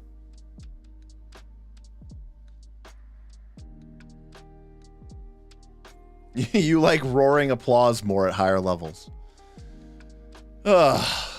Nothing says high level epic combat like causing people to stop, and so they can stop doing what they're doing so they can start rapidly cheering and applauding. All right. Well, our next spell is Glyph of Warding. That was in our divine list. It was in our occult list, and it's here, and it gets a C. I'm not going to spend too much time on that. By the way, I skipped that one. All right. Our next spell is Insect Form, and we've got ourselves a Polymorph here, people. Primal only. And it lasts for a minute, and you become a simple bug and become a medium animal battle form, either medium ant, beetle, centipede, mantis, scorpion, or a spider. Notice that you can decide the specifics of the type of animal, such as a ladybug or a scarab for beetle.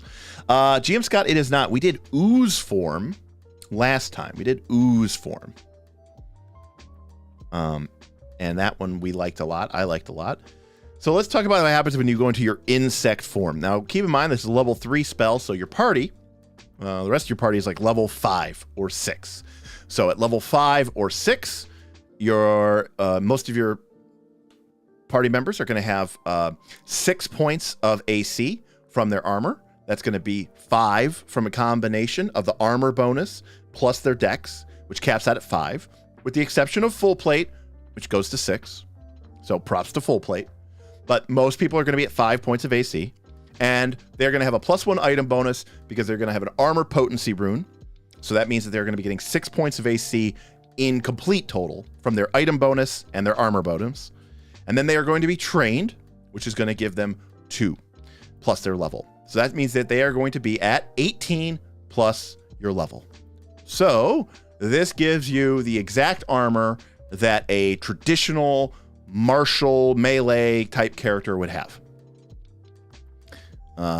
Also, can't help but notice, or can't help but point out how ridiculous the champion's AC is. Anyways, you pick up 10 temporary hit points, which is probably good enough for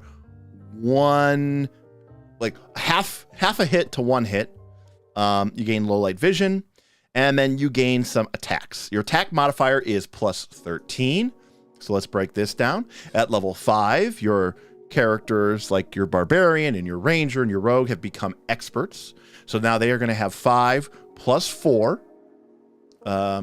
from their expert. Level 5 + 4, that's 9.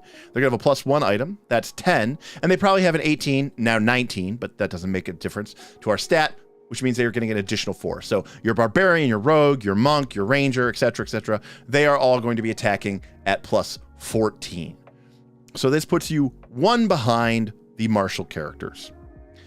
It is noticeable, but it's not horrible. Same thing with your athletics modifier. It's going to be right in line with someone who is an expert in athletics and has a really great strength. And then you get to do +2 points of damage. So that part, not so great. Because, basically they are going to be doing that. Your companions are going to be doing plus plus 4 points of damage. You're only going to be doing plus 2 points of damage.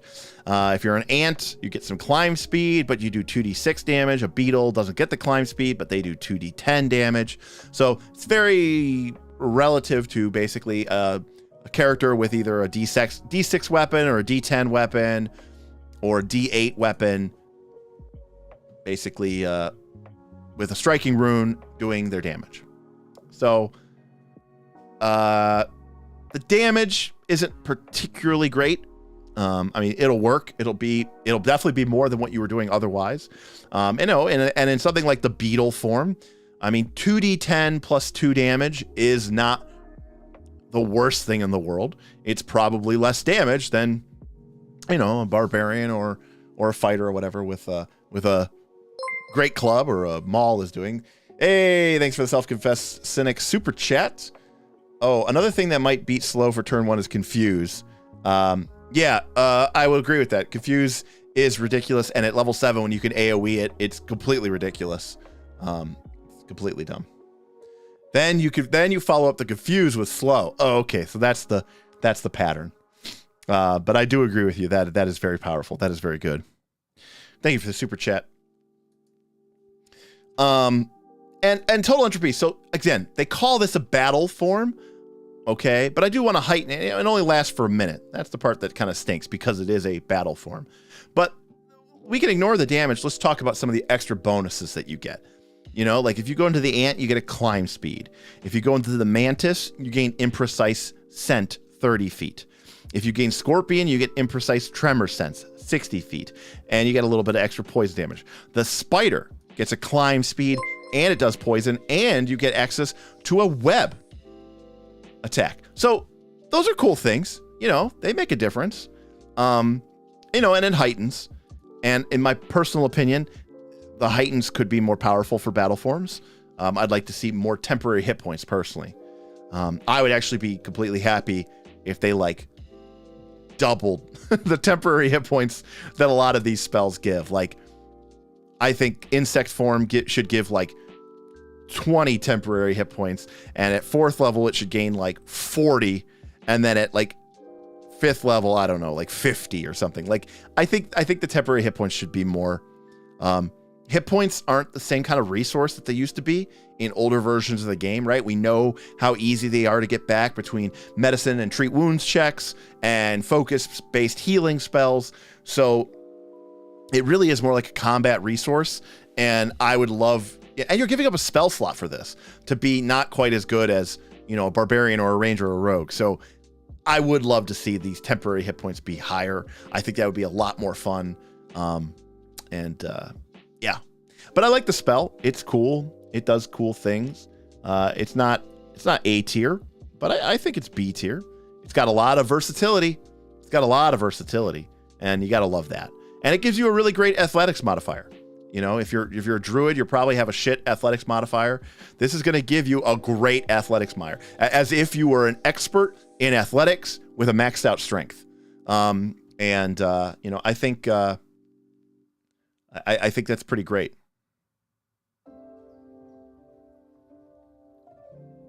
You think it might be an A tier scroll? Okay, I don't know. I don't think it has to be a scroll.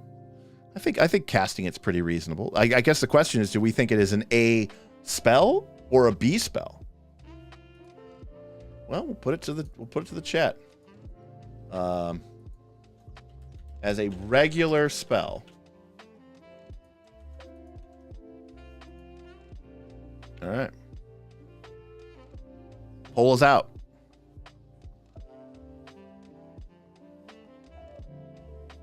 I mostly do these when I want to drink something. It ain't ooze form. All right.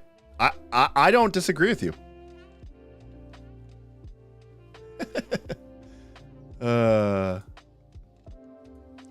Total entropy. Yes, you can. It's called slow. Slow is the new baleful polymorph, death spell.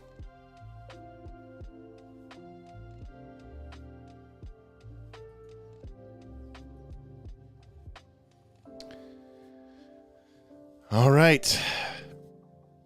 78% said B. And I'm going to respect chat. That's where I put it initially. There's a lot of versatility. We typically do not put spells in 2 locations, but I could see it. I could see this being a special instance where I'm going to put it into scroll A and regular casting B. Like, if you don't have the slots and they're at a premium, then put it into a scroll, and I think having one of them will serve you really well. Not for the battle form, but just for the amazing array of different abilities and extra sense that you can pick up. But if you're using it in your slots, which are obviously a lot more limited, realize that, as a combat spell, it isn't going to make you some, like, incredibly powerful beast mode in combat. So, self-confessed cynic, like that. Thank you for the super chat for the double rank. Yeah, all right, we could do that. We could make our own world here, people. We could do whatever we want, for we are dungeon masters. We create worlds, universes. Every potion you drink, I mixed. Every magical item you find, I put it there. All right. Moving on. Life Connection. So this is that contingency spell that we talked about here back in our divine list. And we thought this spell was an A tier wand, and I don't think there is a reason to change it now. It lasts 24 hours, and it gives them a great one. You can only be affected by one contingency spell anyways. And it's a reaction. You have to be within 1 mile of the target. And basically, if someone would take an amount of damage, you can instead take that amount of damage for them. I think this spell is great. You would basically cast it every day. And so it makes perfect sense that it is an A tier wand. Love it. I think it's great. The spell is really cool. Yep.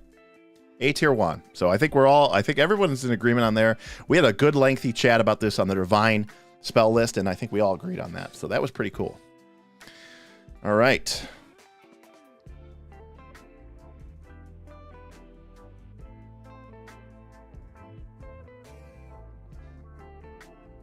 Custom staff of many forms, loaded with the polymorph spells. That's actually awesome. You know what? Again, one of the reasons why I want to create some Pathfinder 2 custom content, outside of, it's some extra money for the channel. Sure, it's a great way to pay some of the incredible gaming talent that's in our Patreon some money. But the main reason is I think there are some areas within Pathfinder 2 that are just woefully underdeveloped. And I think that the game, there are magical items which are completely been ignored. And the options we have are just very not compelling. And skill feats, spells, magical items, what we have infinite classes and we have infinite archetypes now, but God forbid I think the number is over 450 like core weapons. There are like over 150 guns alone in this game. And I cannot begin to describe for you how much that makes me want to scream inside. Like, that irritates me to no end. So we have infinity classes and infinity monsters, but magical items, skill feats, subsystems, better general feats. These are all things that have just been completely ignored. Yeah, poor tattoo artist, or like Spellheart is such a cool concept. Talismans in general, I think, got completely shafted and shit upon. Like, martial scrolls are is a cool idea. The runes are very disappointing. I didn't like Battles Through Bestiary's monster part hunter thing because I don't like the monster part hunting system. But the actual abilities that they use, which you could just use as runes, were like way better than what Pathfinder 2 has. The staves are very uninspiring. Yeah, like the wands, like we have a couple of cool ones, like Wand of Manifold Missiles, right? Like that's cool. Let me get more wands like that. That's really cool stuff. And it's just very disappointing to me how little they have gone back and developed these other areas. It's just so annoying.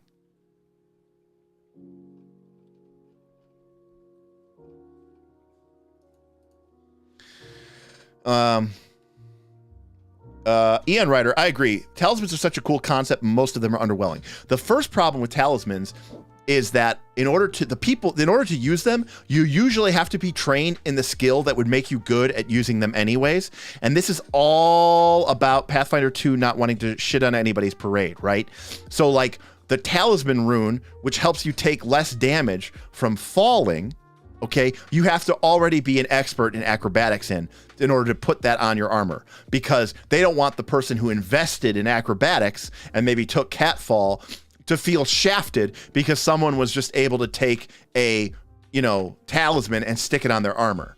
And that's so annoying to me. Like they come up with these magical items and then they restrict them to the people who basically don't need them anyways. It's very, very, very annoying. I don't like how they handle talismans for the most part. Spell hearts are really cool, but there's like 6 of them in the game. And I mean, I was starting to rant on it and then I stopped myself, but what Self-Confessed Cynic just said here is very much true. Why not just make archetypes of weapons and then just combine traits? We don't need a different weapon for each combination of trait. And at a certain point, it just becomes a pointless, stupid endeavor anyways. Not to mention that all the traits are things which are not located in any of the bestiaries. So if you're playing a monster out of the bestiary and it has a club and it says forceful backswing, you have to just know what that trait does because it doesn't describe it in the monster block. It's not even in the bestiary. You would have to open up your core rulebook and flip it open and know exactly what that does. To say nothing of the fact that multiple weapon traits such as deadly, fatal, backstabber all use different ways and means of scaling. Backstabber scales off of the potency bonus of the weapon and it's +1 damage. Yes, +1 damage. All the way up until you finally have a +3 item, and then it becomes +2 damage. We're talking about a character who's like level 18 or 17, and we're talking about getting 1 extra point of damage. Why do we even care about this? Why are we tracking this? Like, Pathfinder 2 is already, in some instances, needlessly complicated, and it doesn't need this. Secondly, you have something like Deadly, which scales not with the potency weapon bonus, but with the damage dice from striking. And it doesn't scale. So not only does it scale off of a different mechanic than Backstabber, Deadly also scales at a different rate. Whereas Backstabber is +1 damage, +1 damage, +1 damage, +2 damage. Deadly is +1 die, +1 die, +2 die, +3 die. It makes no sense. All right. Boothby says, just ignores the weapon traits on weapons of anyways. But here's my point. If we could just ignore the weapon traits, then why are we even including them? Right? And here's the crazy thing. Even if you ignore the weapon traits, you're missing out on like 1 point of damage anyways. But that takes work, right? Like that takes player cycle time. Oh, did you remember you're flat-footed? Did you remember that your backstabber bonus, you should have done extra 1 point of damage? Remember how your rogue did 43 damage? It was actually 44. It's just like, it's just horrible. It's just horrible, horrible, horrible, horrible.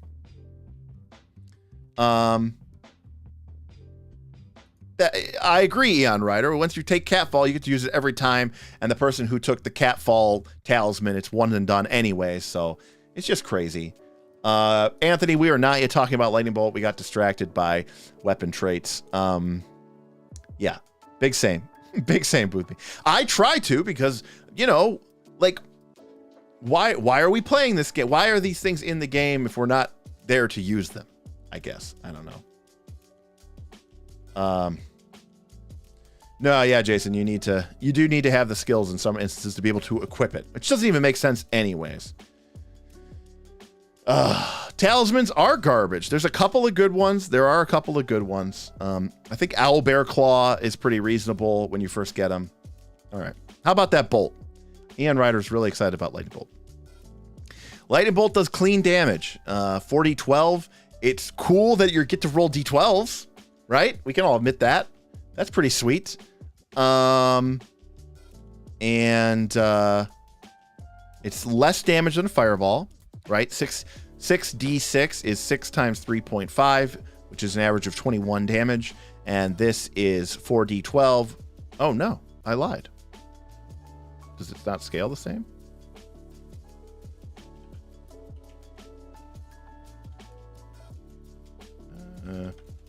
21 damage from 21 damage from Fireball, 26 damage from Lightning Bolt. That's a bit better, and it does scale half a point worse. Okay, so it scales worse. So my innate math was doing that wrong. I was treating the Lightning Bolt as 5.5, but it's right. Right. Agreed. The lightning damage. Well, again, you are losing, right? Fireball is gaining 7 points of damage average per level. This is only gaining 6.5. So over the course of the game, this does get more and more and more and more in line with Fireball. But there are times when a line is better than a Fireball. There are times when a 120-foot line could be particularly brutal. I think we can all admit to that. And it's a fair amount of damage. And more importantly, lightning is less commonly resisted than fire. So I think this spell is very solid. The damage is great. It's a classic. It gets an A. Yeah. Oh, yeah. I agree, Jason. And I agree, Runesmith. Great. And a 120-foot line is pretty long. Anthony, you are right, sir. Never take Lightning Bolt, but happy with an A. Right. So, very cool. It's a fun way to use it. Finding those lines sounds great. Sounds awesome for one of those 25 by 25 foot rooms. Oh, Brutus. Yeah, can't bounce. Yeah, actually, Lightning Bolt was almost the reason for the original Knights of Last Call TPK when they were at Fort Rannoch and they fought Dorella Krieg, the sorceress half ogre woman of the Krieg clan, and the party was all lined up in a line, and she blasted them with a lightning bolt. And she was a sorcerer. And then nobody moved out of the lightning bolt's line, and so she blasted them all again with another lightning bolt, and that was crazy. Boothby, that is a reasonable. I mean, number one, Boothby. I mean, it's very. I think it's very uncommon for people to fight more than 4 monsters. Now, in my game, I like to use 6 monsters, 8 monsters of lower level. I don't know how well that actually works in Pathfinder 2, but I like to do it. And Lightning Bolt does have an advantage. It's like the opposite of the Fireball issue. Lightning Bolt, when you're in a typical dungeon or interior environment, you get a lot of hallways and corridors, and that's where Lightning Bolt can really, really shine. That being said, Brutus, the old bouncing rules from first edition. They might have had bouncing rules in second edition as well, but those were sweet days. Those were sweet days. Along with fireballs, expanding to fill the entire volume of the 20-foot radius sphere.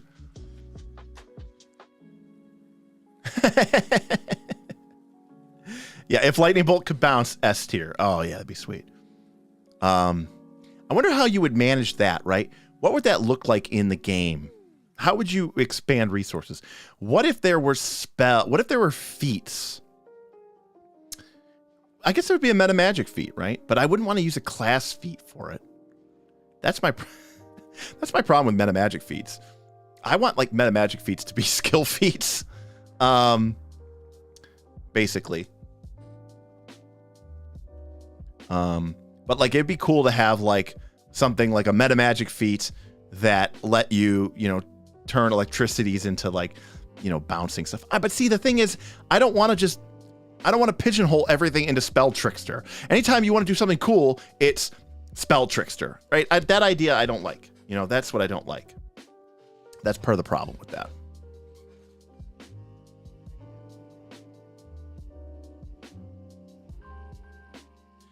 Okay.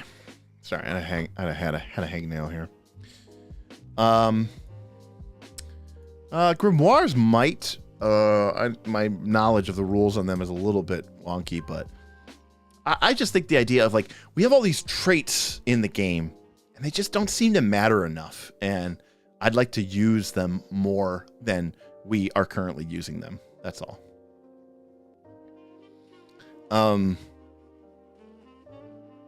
And make electricity spells feel like electricity, I guess. I don't know. All right. Well, it is 9 o'clock. And we are halfway through Primal. What do y'all want to do? I'm going to put the poll up. Should we keep going? How are you guys feeling? We're down to a whopping oh, never mind. I think my thing just took a dive.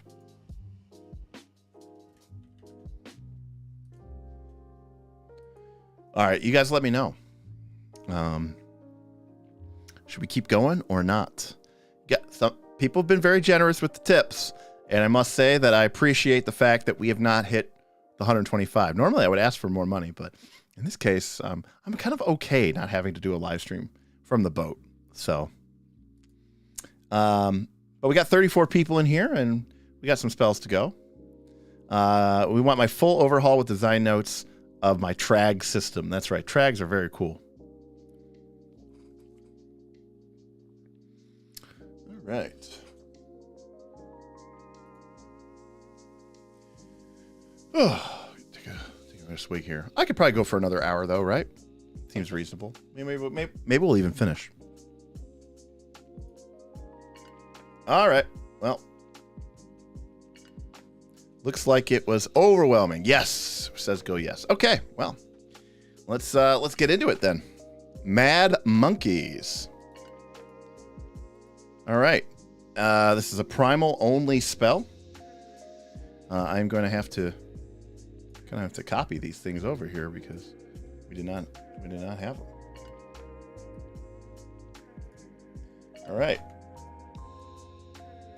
Mad Monkeys is a primal spell, which is a range of 30 feet. Somehow this is not tied to a particular AP. It is 30 feet. It's a 5-foot burst, so that's 2 by 2 squares, and you can sustain it up for. Oh my God!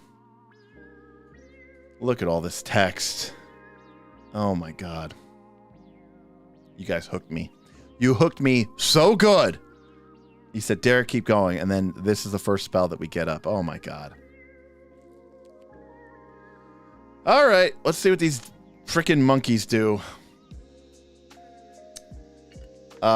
D for the wall of text. I agree. All right. Let me see here.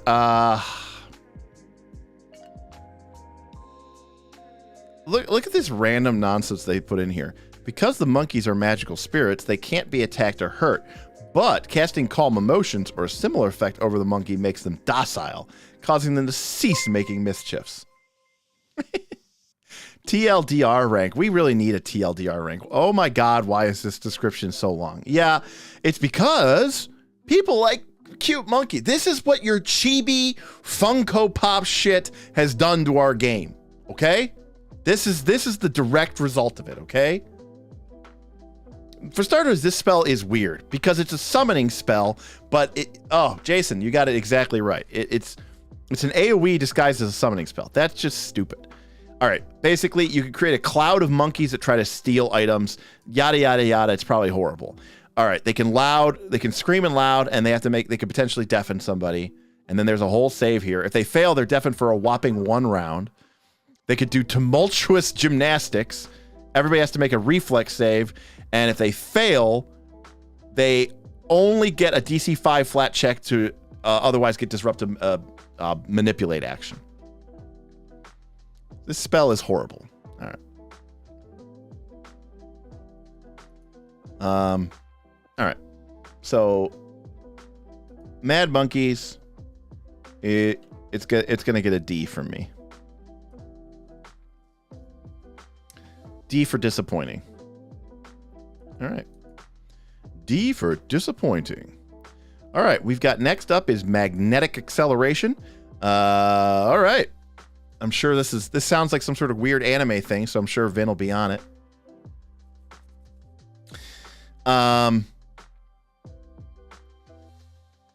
Here we go. Oh yeah, the kaiju spells were so disappointing. Okay, we got 120 foot range. You could target one creature or object. You magnetize something small. You basically make it a bullet. It's a spell attack roll. That's already garbage. If they're wearing metal or made of metal, you get a +1 circumstance bonus to your attack roll, which means you can't even stack this with aid because it won't stack. On a hit, they take 66 damage, double on a crit. This is very underwhelming.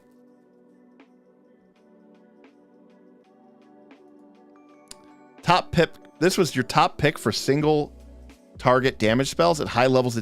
This spell does as much damage as Fireball. And it's one target within 120 feet.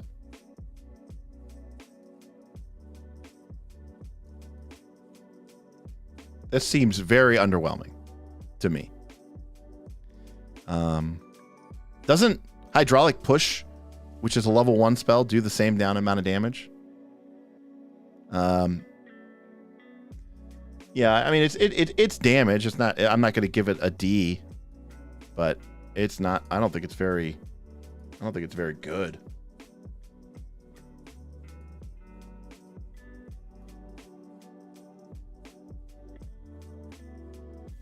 I like C.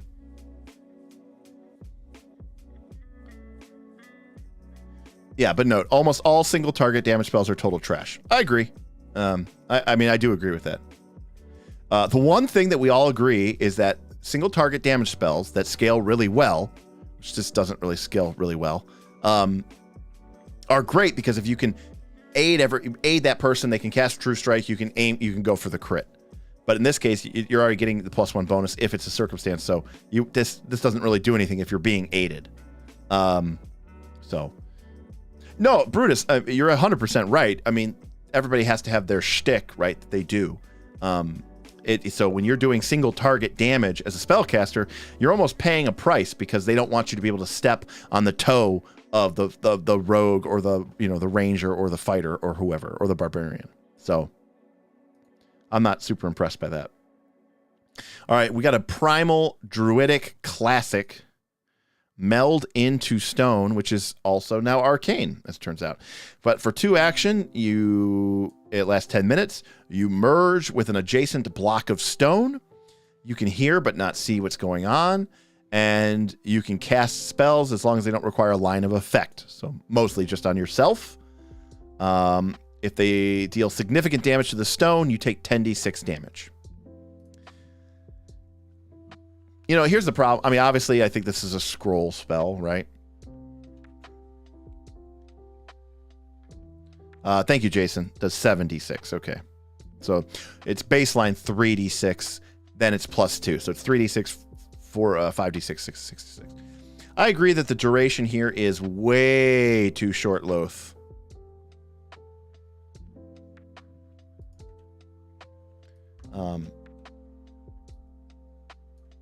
I'm going to give this actually a scroll D.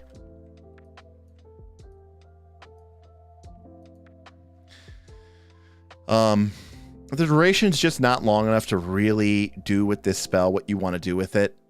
I mean, it has a very specific instant. It already is a fairly specific effect and ability, but the fact that the duration is only 10 minutes, I think highly limits what it can do.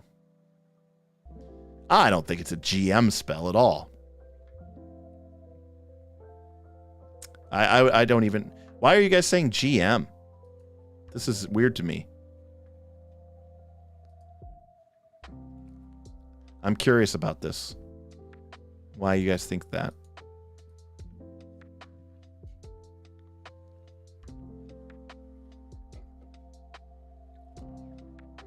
You can't ambush in Pathfinder 2nd edition, so that doesn't matter.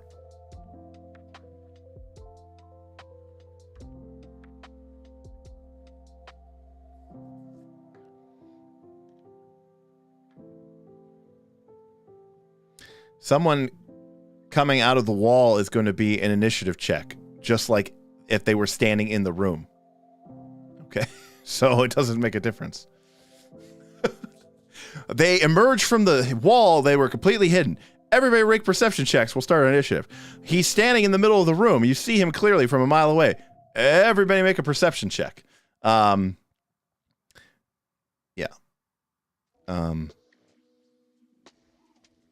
Yeah, I just don't see this spell being particularly great. And, you know, and even as like a fleeing spell, then it being a scroll is actually at a significant cost because now you have to use that action to pull it out. So, yeah, I'm leaving it at D. Boothby asking a real big question here. Do we miss ambushes in Pathfinder 2? I go back and forth on that. Here's the deal with ambushes in Pathfinder 2. Ambushing, surprise rounds, are very much a simulation tactic, right?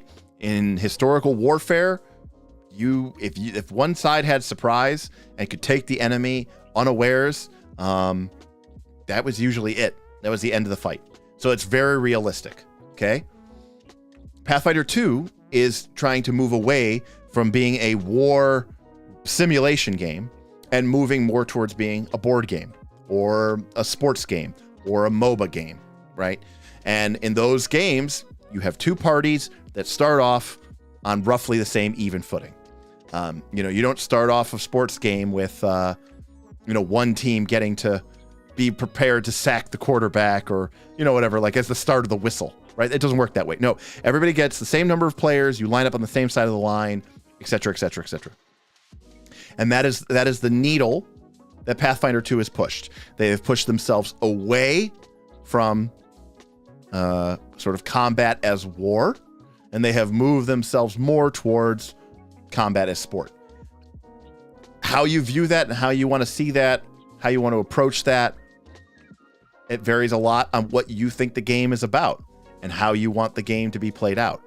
I will say that I think that ambushes in Pathfinder 2 defeat the purpose of Pathfinder 2. What do I mean by that? Why do I have all of these silly rules if the first thing I'm going to do is create a scenario where essentially all of this balance that we've been trying to emulate doesn't even matter? I like ambushes, but if I'm going to play a game that's ambush focused, I'm not going to play Pathfinder 2. Why would I bother to have to use up the mental willpower and CPU cycles to deal with all of these rules if the first thing I'm going to do is basically ignore them to play a game that's more like, realistic, I guess. The other reason that ambushes aren't in the game is because, the same reason ambushes aren't in the game, the same reason why incapacitation is in the game. If you like ambushes, then if you include ambushes, you should get rid of the incapacitation trait, because both of those things serve the same purpose. One, they prevent the players from beating the boss without it actually being like a, epic, cool fight video game style, right? The incapacitation trait exists so that the party doesn't just one spell, the boss is dead. Ambushes don't exist so that the party doesn't just like, hey, we got the drop on the boss. We all took 12 actions. Then we all took like 8 more actions. And then the boss finally got to go. So we took 20 actions before the boss took even their first action. And it was basically gone dead before the fight even started. Secondly, they exist so that the enemy isn't able to do that to the party. The party's walking along and suddenly they get ambushed and 4 monsters all take 12 actions, and then they win initiative and they take 8 more actions before the first party member ever gets to go. And you get 10, 12 strikes thrown at your character before a single party member has gotten to go. Similarly, incapacitation traits exist so that low-level creatures, okay, that all have, paralyzation or petrification or death, don't just spam these spells against the players. They fail and then they die. So they got rid of ambushes for the same reason that they added incapacitation. Now, here's the thing. I could see why you might not like those 2 rules. That's fine. I just don't think Pathfinder 2 then is the right game to be expressing that in. That's all.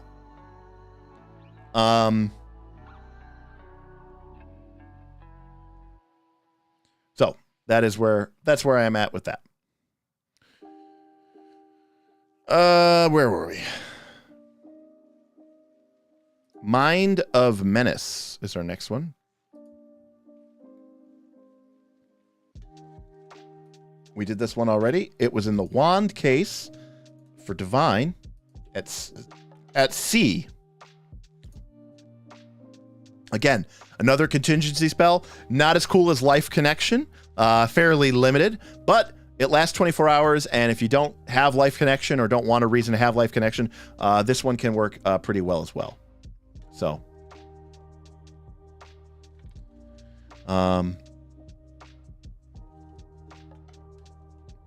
Jason, we actually had the exact same experience when we first played Fall of Plaguestone in 2019, right after Gen Con, and we had the exact same experience, where the ambush was very, very, very, very overpowered in the game. And I also agree with what Total Entropy said. The GM has infinite characters. The players only have one. If they have a bad go with it, if the ambush goes against them, they're probably dead. So I also just think that, again, why are you playing in a game which is so focused on balance if the thing that you want to do is create unbalanced situations? Right? That doesn't make any sense. At least to me. You might have your reasons, and I'm not going to dispute them, but I don't see it. All right, our next spell is Moonlight Ray, which we saw as part of the Divine list. This is only Divine, only Primal. And we liked Moonlight Ray. It was basically a better Searing Light, but it had all the same problems that Searing Light has, which is that it is a ranged spell attack, and so suffers from all of the prices and the penalties for that. That being said, if you know that you are going to be going against fiends and undeads, and of course the problem also with these spells is that Divine and Primal do not get access typically to True Strike, which is really how you can make these ranged spell attack spells extremely powerful. That's like the key to really breaking them open, you know? All right, our next spell here is Neutralize Poison. Similar, of course, to the Divine list, we get all of our spells which help remove or moderate diseases or poisons, but of course, they rely on a counteract check, and I've gone on ad infinitum on this about why I think these are horrible and why I don't think these are really great and why I don't think they work. Our next one is Non-Detection, which is basically the same exact thing and suffers from the same exact problem. It is an occult spell. We made it a D there as well because, you guessed it, when they do scry on you, it doesn't actually make you non-detected. Instead, it lets you make a counteract check. So if someone higher level is trying to scry on you, this spell basically doesn't do anything.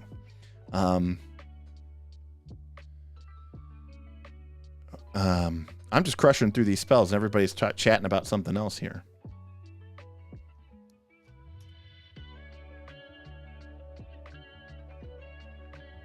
Oh, they're still talking about ambushing. Okay.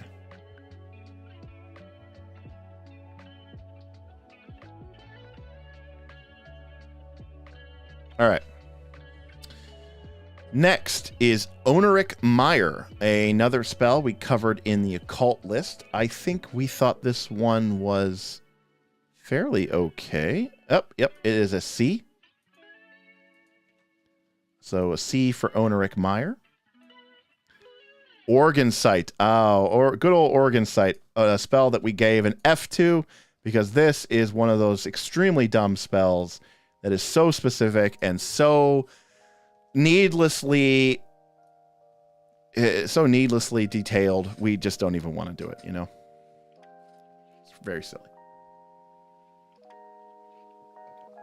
Okay, next we have Painted Scout, another one from our occult list. This is the one where it falls into that list of C tier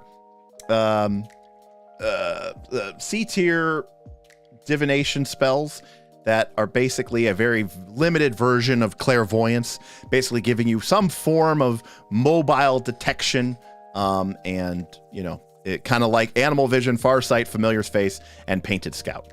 Painted Scout particularly had the caveat that it had a crazy amount of text detailing that sharp corners and rough surfaces on the walls get treated as difficult terrain for your scout's ability to move at 30 feet per round or something like that, which is just crazy. All right. Before we move on to Pillar of Water, I'm going to take a look at the chat and see if I need to school anybody down here. Let's take a look here.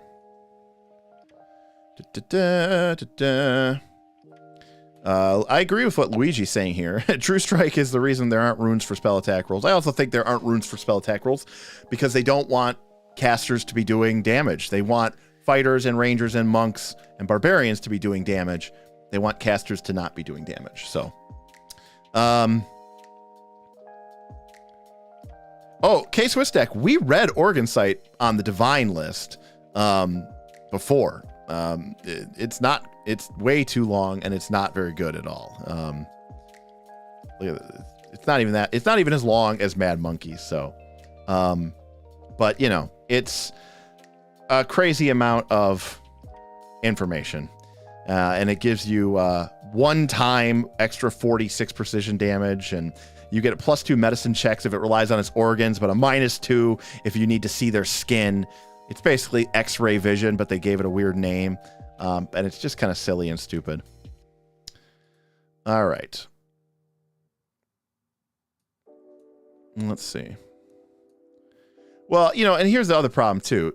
Self-confessed cynic. You know, you're over talking about your players in here talking about mega bad guy with legendary actions. It's like you're already not playing Pathfinder 2, so.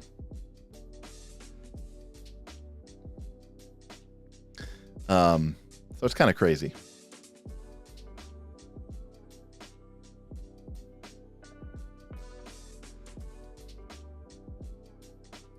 K-Swiss deck. Maybe bump Oneric Meyer up a tier. Primal has only 14 spells that target will in the entire list.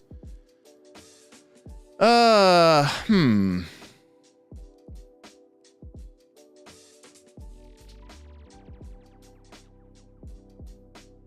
don't know. It's still kind of tough.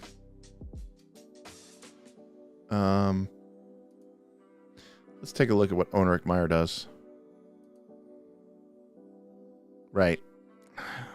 Yeah, it's just not that.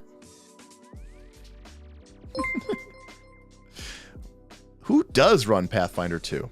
That's a great question. This is a philosophical question, right? Like, okay, how can I put this? It's like, this is what I'm trying to think of here. It's like the difference between a rice cooker, right? A plastic rice cooker, you plug it in and it does one thing, cooks rice. And there's a one button on it, right? Like an electric kettle or a toaster, okay? You put the toast in the toaster, you push down the thing, it toasts your toast. But then they also have toaster ovens, okay? They also have instant pots, which are basically like a toaster or a rice cooker, but with a lot more buttons and a lot more settings and a lot more dials, okay? It's a lot more complicated piece of machinery. There's a lot more things to do with it. But if all you use your toaster oven for is to make toast, and if the only thing that you use your instant pot to make is rice, you paid more money and you took more time how to learn and use this more complex piece of machinery, which has more points of failure, to do something that you could have done with a much simpler system. And that's kind of how I feel about Pathfinder 2nd Edition. Basically, it is a toaster oven, and you should be using it for the purpose that you bought it. And if you want to do something simpler or different, you shouldn't be using Pathfinder 2nd Edition, because what is Pathfinder 2nd Edition doing, or what is D&D 5th Edition doing that is so amazing and so great that you're ignoring certain components of the rules for it? That, I guess that's my kind of point.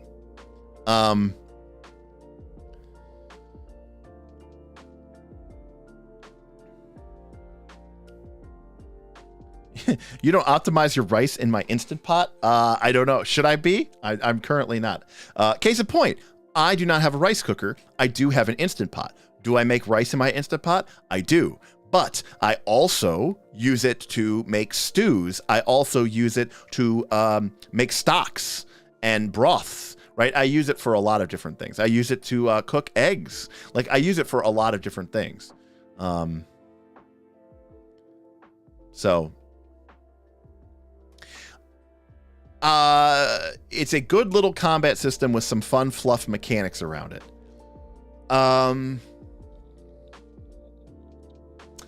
I actually don't know.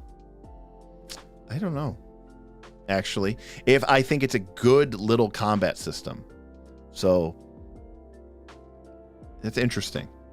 Is the combat in Pathfinder 2 actually good? Right? It's definitely complex, but is it good? Interesting. What total entropy? This is a great question. What makes a system good for fluffy bullshit time? That's what I want to know. I've heard this said. This was said on our Discord as well, right? I don't remember who said it, but people were basically saying, Pathfinder 2, it's great for fluffy bullshit time.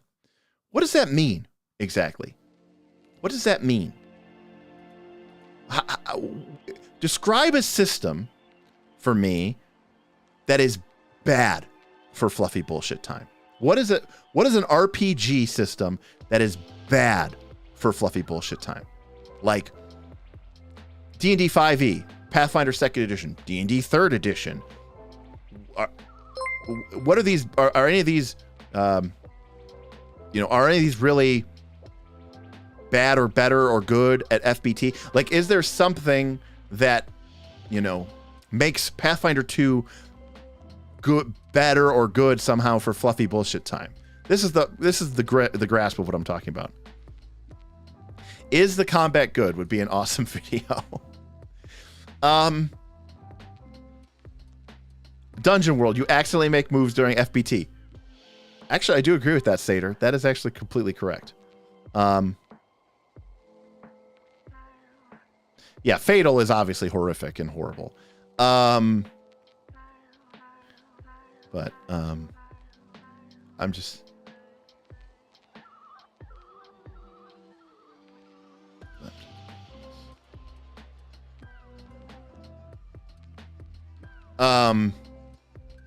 Right, I agree with Brutus, right? I mean, with the exception of maybe Dungeon World, I think any TTRPG is fine for FBT. So I don't think it means it's good or bad. I just think that's what RPGs are, right? RPGs are basically a board game where people somehow, for whatever reason, treat the rule book as optional sometimes.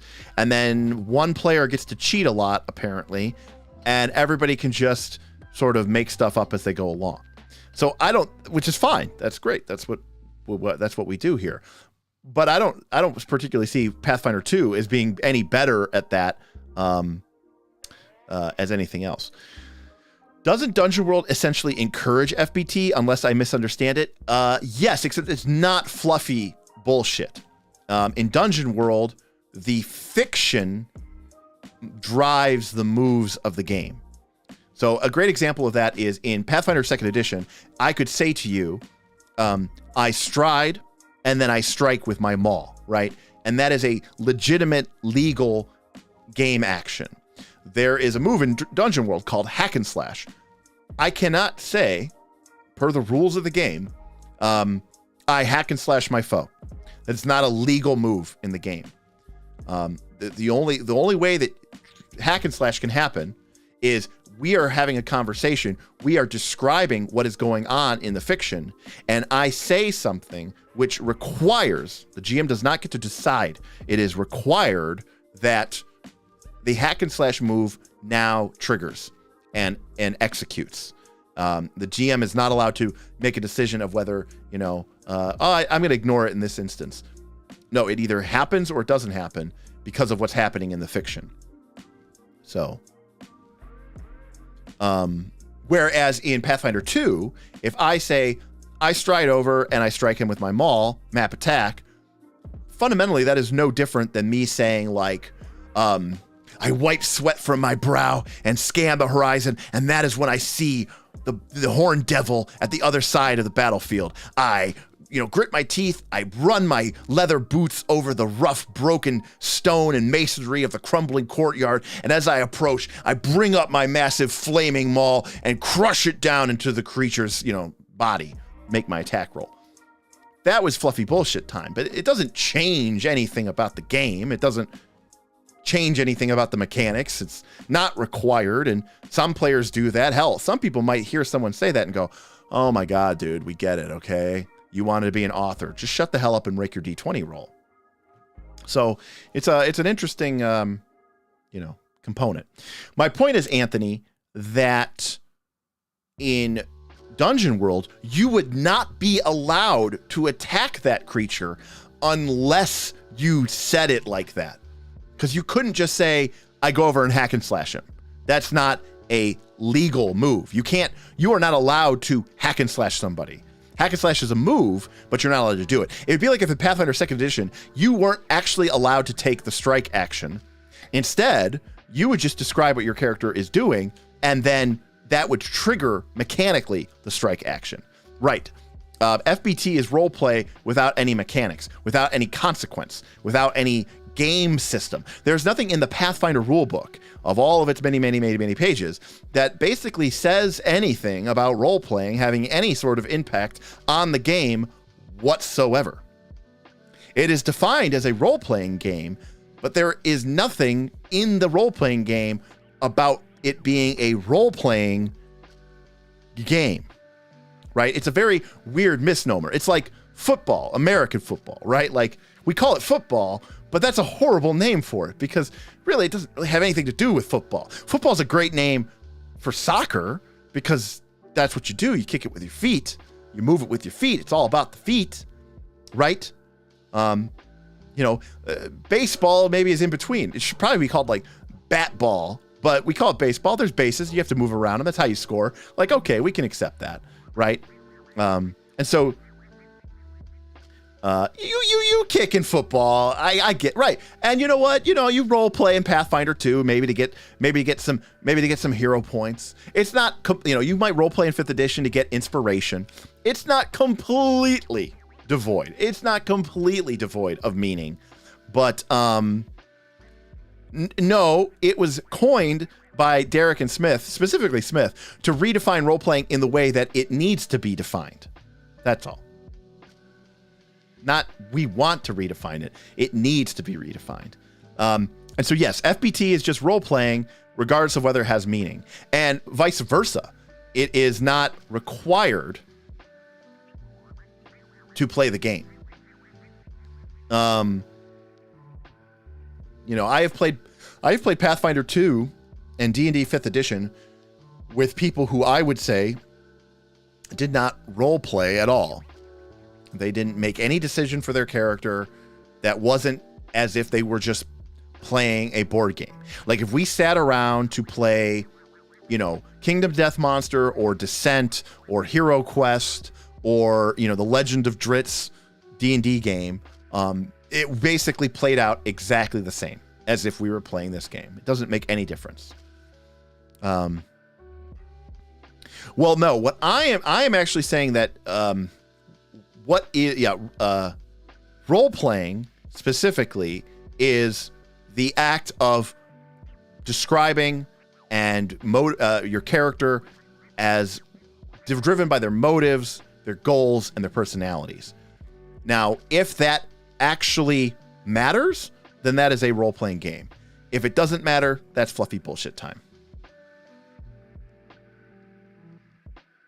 So,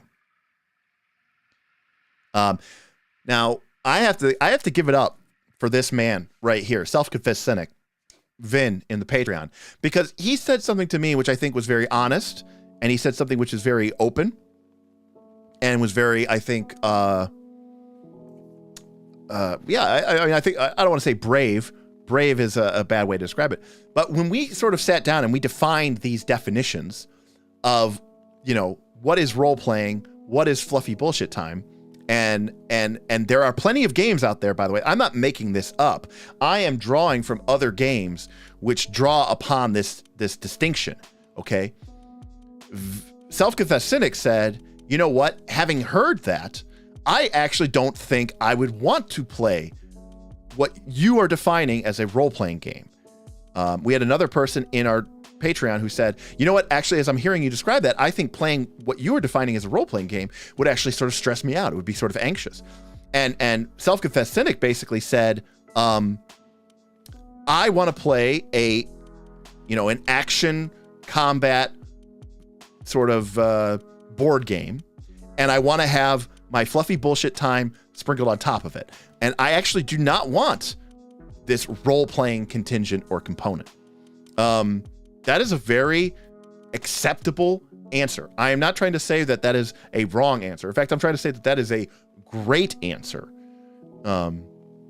Because, Self-confessed cynic has the insight and the capability to sort of look at what they enjoy out of the game and realize they don't want to actually, be forced to have to make these, incredible decisions. Oh, no, role-playing does not mean talking in a funny voice or whatever. I 100% agree, right? I 100% agree. In fact, I've railed against this many, many, many times. So I'll give you a good example. He does know what he likes. So, I have played with players in my game who have had a really hard time. So we'll use a great game, Torchbearer, okay? I'm not going to get too much into it, but in Torchbearer, you need, during the course of your adventuring, you need to accumulate these things called checks, okay? Checks let you make checks at your camp, okay? And you can't go to camp unless you have checks, okay? So you have to earn checks in order to go camp. How do you earn checks? You earn checks by using your character's traits, which are mechanical, they're written on your sheet, against yourself. It would be like in Pathfinder 2, going into a skill check that was important. This isn't just some throwaway skill check, and saying, hey, Derek, you know what? My character, it's really important that my rogue disable or picks this lock or disables this trap. But as I'm about to make this check, this thievery check, I am going to bring up the fact that my character is impatient, because my character has the impatient trait. And I am going to give myself a -5 circumstance penalty on this check, thus greatly increasing my chances of failing it, because this is the type of thing that my character would fail because they're impatient and they don't have the time to stick with it. And I go, that's great. I am going to award you a check because you used your trait against yourself to set up yourself for failure. Just like fate points, Jason. So there is a personality type of player, and I have played with plenty of these in my game, where the idea of losing on purpose seems stupid, right? Like they're like, why would I want to hurt myself? Why wouldn't I play this game to win? I play this game to win, and win more. Like I don't play this game to make it interesting. I play this game to crush my enemies, see them driven before me, and to hear the lamentation of the game master. That's why I play this game. Okay. And if I could do it with a little bit of, swagger, and a little bit of pizzazz, I'm going to do that. But I have no interest in sort of, pushing the game in a more interesting direction. And so that is what I mean by the difference between a role-playing game versus, a game that is more fluffy bullshit time, which in my opinion can be sprinkled on top of any or all of that. Because case in point to that FBT example, if that rogue in my game, everything we just said is very role-playing heavy, but it had no FBT. It had no fluffy bullshit time, right? So I go, it's really mechanical. You're like, okay, the great door to the ancient vault is here, and you need to pick the lock. And let Mordecai the rogue open it. And you're like, okay, my thievery's plus 20. Okay, but you know what? I could really use a check. Guys, we need more checks so that we'll have a better chance back at camp. And plus, I think if we get 3 checks, we might be able to actually set up a bonus for the next scene of the game. And we only have 2 checks right now, so I think I'm going to go for that 3rd check. What do you guys think? Yeah, I think that sounds like a great idea. Cool. All right, hey, Derek, Mordecai is going to tag his impatient trait. That's going to give me a -5 penalty to this check, and it should give us a check to use later on. And I go, yeah, that works out. Make the die roll. Okay, I make the die roll. I got a 27, but with a -5, that's a 22. And I go, okay, Mordecai, you fail because you're impatient. You're like, great. Okay, we bank that 3rd check. Notice that has nothing to do with fluffy bullshit time. We didn't describe anything. Everything that we said was completely in the context of game mechanics. Okay? So you don't, just because a game, but that was role playing. Okay? That was my character taking game actions because of their personalities, traits, goals, etc. Right?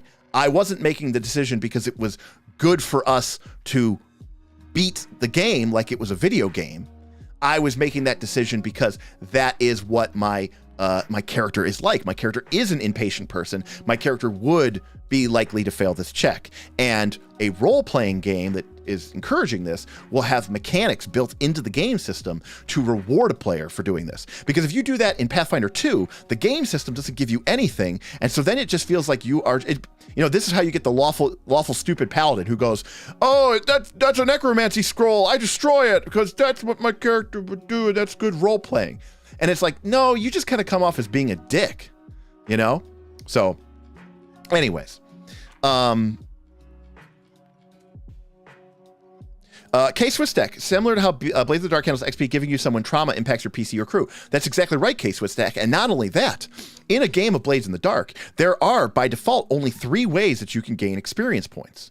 But once you've gained a trauma, you get that 4th category of being able to gain experience. So a character with trauma can potentially gain more experience points than a character without trauma. And so there's almost an incentive in the game for your character to acquire a trauma so that it can cause you trouble and cause you to have to, grow and develop this character because you want to gain more experience. And a character who is dealing with all their traumas, which keep coming up and causing issues for them and causing them to have to deal with them, is going to level up faster than a character who's like, no, I don't want any traumas. I got to do everything, yada, yada, yada. 100% what my table's like, followed up by some FBT as we progress to the next check. Right. I think a game encouraging role-playing through game mechanics is great, but that's not necessarily definitionally what role-playing is. Correct, self-confident. That is why we coined the 2 terms differently, because what everybody else calls role-playing bothers me very much because they are calling it the wrong thing, right? The same way that I'm sure maybe like European people, when Americans talk about how football, and they go, that's not football, okay? Football is the game that you play with your feet, okay? It's the game where you kick it with your foot. That's football. What you guys are doing, but we touch it with our foot sometimes. That's not football. Call it something different. It's not that.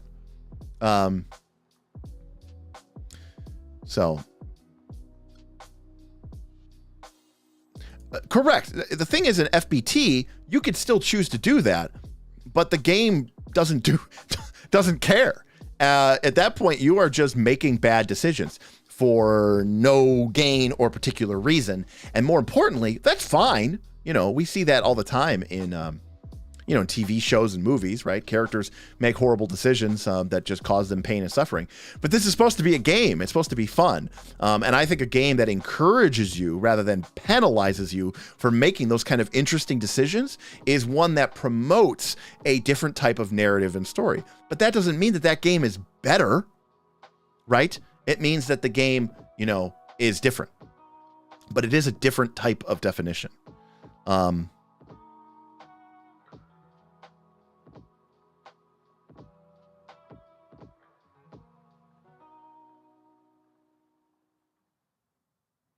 Right. So if self-confessed cynics is giving EXP for our personal nonsense traits, they have essentially they have changed their game into a role-playing game, because they have now created an incentive loop that would allow a character to gain more experience than another character who is role-playing, or, you know, fluffy bullshit timing, as we would call it. So what if you're making bad decisions? Not everyone plays TTRPGs to win. Agreed, but they are supposed to be fun. And having played in games where I make bad decisions just because it's fun, 90% of the time you kind of come off as being a troll or a dick, rather than someone who's actively trying to participate and create a compelling story. That is just my personal experience.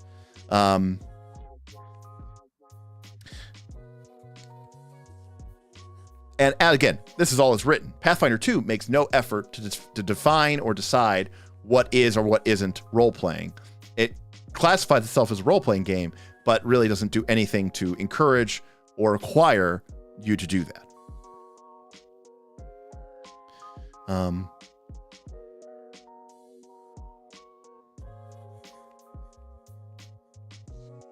Yeah, I said 90% of the time. So you might be the 10% of the time that people are cool with that. What I'm trying to say is, if that's the way people want to play, why wouldn't you reward that behavior instead of penalizing that behavior? That's all I'm trying to say. It's like, that seems great, you know? Like, that's very cool. In fact, I think people playing into their characters' flaws and playing them as real people is interesting. I think it is. That to me is more interesting than flanking and getting a circumstance bonus and teaming up to do a, true strike crit. That is actually really, really interesting to me. Arguably more interesting to me than playing tactical miniature combat with make-believe scattered on top of it. But what I'm saying is, why not have a robust system that supports that if that's the type of play that you like to play?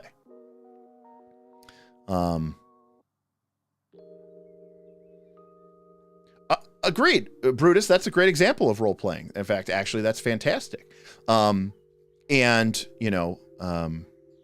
Again, the greatest example of role-playing that ever occurred to me was we were playing a game of Mouse Guard, and we had to deliver the story is, there was a town that needed medicine. There was a plague and they were dying, and the mice were trying to deliver the medicine to this town in need. And it was a man and a mouse, I suppose, and his brother.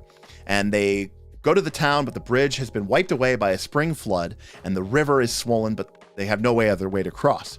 So they decide to fashion together a rough raft and make the check to cross the river. And the mouse guard fails the check.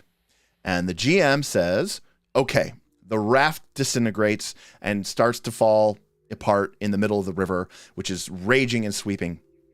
As it goes down, you see the large leather satchel containing the precious medicine get swept down the river, and your brother. You can only save one. Which do you save? The satchel of medicine to save the lives of the people for a town that you've never met and you've never been to, or your brother? There is no right or wrong answer there. But when you put somebody into that situation, we are also asking them the question, who is your character? What do they care about? Why do they do what they do? What matters more to them? And your answer is going to have a significant impact on the game and the story. That, to me, is that moment. That is what I play role-playing games for, is to see players in that moment, in between the rock and the hard place, and sitting there thinking about it, like, what would my character do? Not what I would do, not what Derek would do. I don't even have a brother. What would this person do? Right? Yes, if I can give people trauma, I've had people after some game sessions like say, I've been thinking about that session for weeks and I still don't know if what they did was the right decision. Right? Because what will happen in these moments, in these very tense moments, and that's okay. It doesn't all have to be in character. They can take a step back. They can even sort of talk to everybody. They're like, wow, I don't know what Arturo would do here. Like you're torn because you're like, who is this character? What do they care about? What do they honor? What do they fight for? Why? Why are they here? Like, they swore this oath, but at the same time, this is their brother. And then, you know, that is, to me, what is going on at that moment? That is role-playing. That is you trying to make a decision, not as Derek, the human being player, but as that character in that moment, in that time, at that incredibly unfair, horrific moment. You know, I just watched Batman Dark Knight Returns, not Dark Knight Returns, The Dark Knight, the second one with Heath Ledger. And there's that scene at the end of the movie where the Joker kidnaps Harvey Dent and Rachel Dawson, and he puts them at two different locations and basically says, you know, you need to choose which one you're going to save. And of course, the Joker savages him and switches him anyways. But like, that's a role-playing moment, right? And Vin, self-confessed cynic here, nailed it perfectly. And that is what a game like Blades in the Dark is for, or Fate, or Powered by the Apocalypse, or Mouse Guard, which is the game, the system that we were talking about. But Pathfinder is not that kind of game. It doesn't have the systems. It doesn't have the mechanics designed to support that. It is a fun little combat game with BT on top. And I approve that message 100%. Now, the only thing I debate is it a fun little combat game? No, it's definitely a combat game. Is it a fun little combat game? The fun and the little. I mean, I do have fun with it, but there are times where I'm also very, very angry at it. And I definitely don't know that I agree with the little.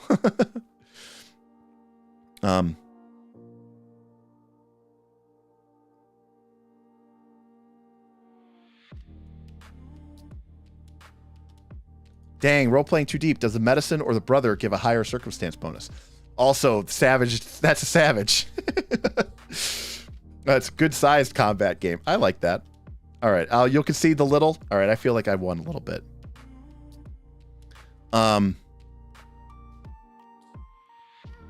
Hey, Gabe, what's up? Is that scenario somehow something that can't happen in a game like 5e or PF2? No, but I feel like you would have to really go over, you'd have to like really try hard to make it happen. And normally, like you said here, it's how the adventure is written.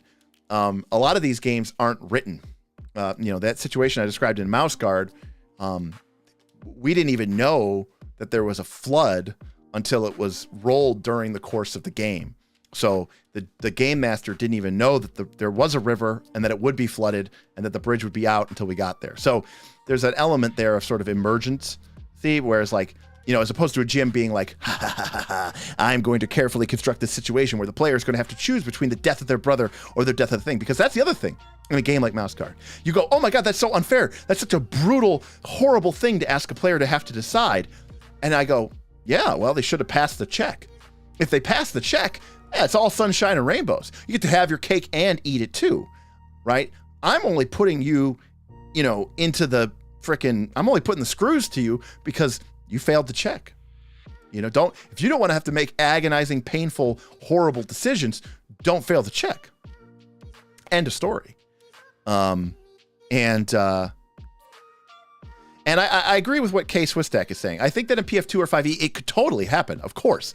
100%. Yes. Anthony, you're correct. That absolutely can happen, and it could happen. You could encourage it. You could design it. You could even push it towards there. But I'm saying that that game system, 5e, Pathfinder 2nd Edition, isn't actually really good at pushing you towards that end, which is fine because it is a game system, as Self-Confessed Cynic said, or perhaps better said by Elgis.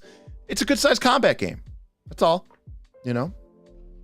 The rules for diplomacy are make a d20 roll, add your stat, and if you beat the DC, they agree to your request. That's it. That's the rule for diplomacy. The rules for interrogation are make a intimidate check. Did you succeed? They are coerced. That's it. That's it. That's the rule, right? Contrast that with combat. Imagine if that was how combat was worked. If it said, when you get into a fight, decide the DC of the fight. One of the players makes a combat skill check. If they succeed, the party wins. If they fail, the party wins, but they take some damage, or they have like wounded 1 or 2. If they critically fail, a party member is dead. That would be the equivalent of what they do for diplomacy and intimidation and basically all these other skills. If that's the way of combat. Instead, in combat, we have, I think there's like 350 pages that directly apply or link to combat in some capacity. So Pathfinder 2 is telling you what it wants you to do, and it's telling you what it's good at doing. You would need rules to role play a hostage scenario versus the Joker. I mean, the difference here is, I think games are interesting, and what is interesting to me is being forced by the game and by the mechanics and by the incentives and by the dice to move and shape the direction in which my character exists. I think the fundamental distinction is there is a type of player or personality and game system which has this idea that there is a one-to-one connection between the player and the PC, that PC is a perfect representation of me as a player, that my desires and my will are its desires and its will.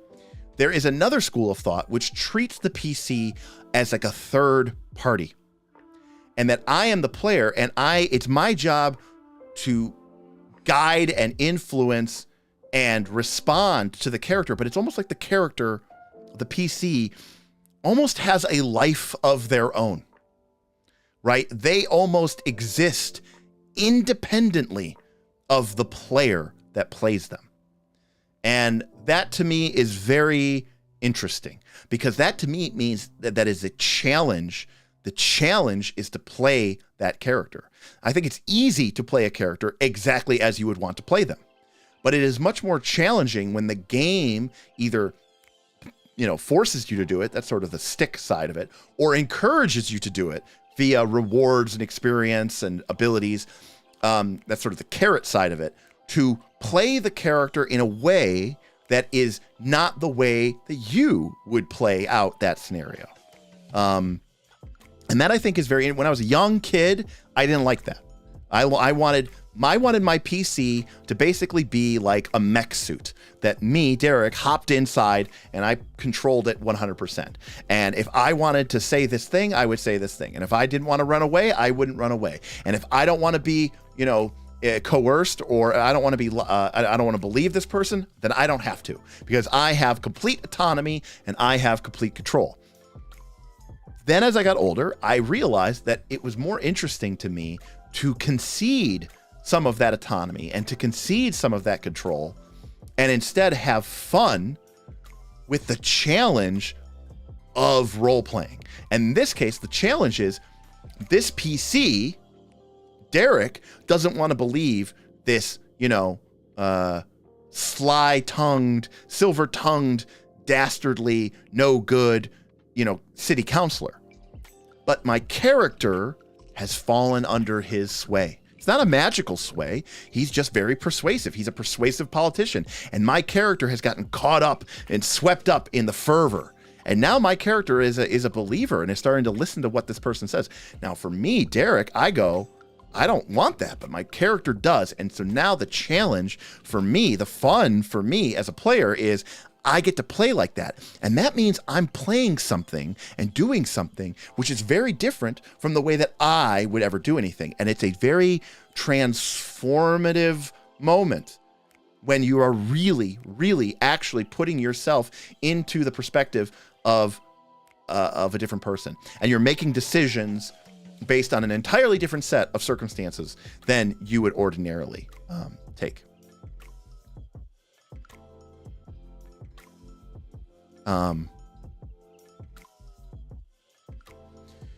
So yes. So it sounds like you're saying other systems are better at role-playing. Correct. Just like that, there are other systems. There are very few systems that maybe are better at combat. I love Torchbearer and Mouse Guard, but I kind of hate the combat system. To be honest with you, I think it's boring and you don't have enough choices and it feels kind of repetitive and lame. And so if I want to have fun, swords and sorceries and spells flinging, those aren't the games I go to because they don't handle that very well. So that, that's fine. Anyways, we got way off topic here, and we're already past 10 o'clock. So,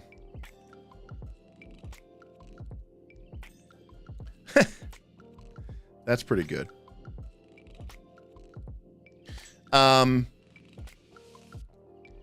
It all depends on how you view dice, how you view dice rolls. Because I guess the question is, are dice rolls what determine the action, or dice rolls what decide the action? And I think that really comes down to sort of the decision point. But again, there's nothing wrong with that. I mean, I play Pathfinder 2 for a reason. I enjoy the mechanical crunch of picking all these options and all this other stuff. But I mean, look, power attack and agile traits and all this other stuff, shield block and fleet foot and long strider, none of this has anything to do with telling stories. Okay, let's not kid ourselves, right? One spell for the road, self-confessed cynic. Okay.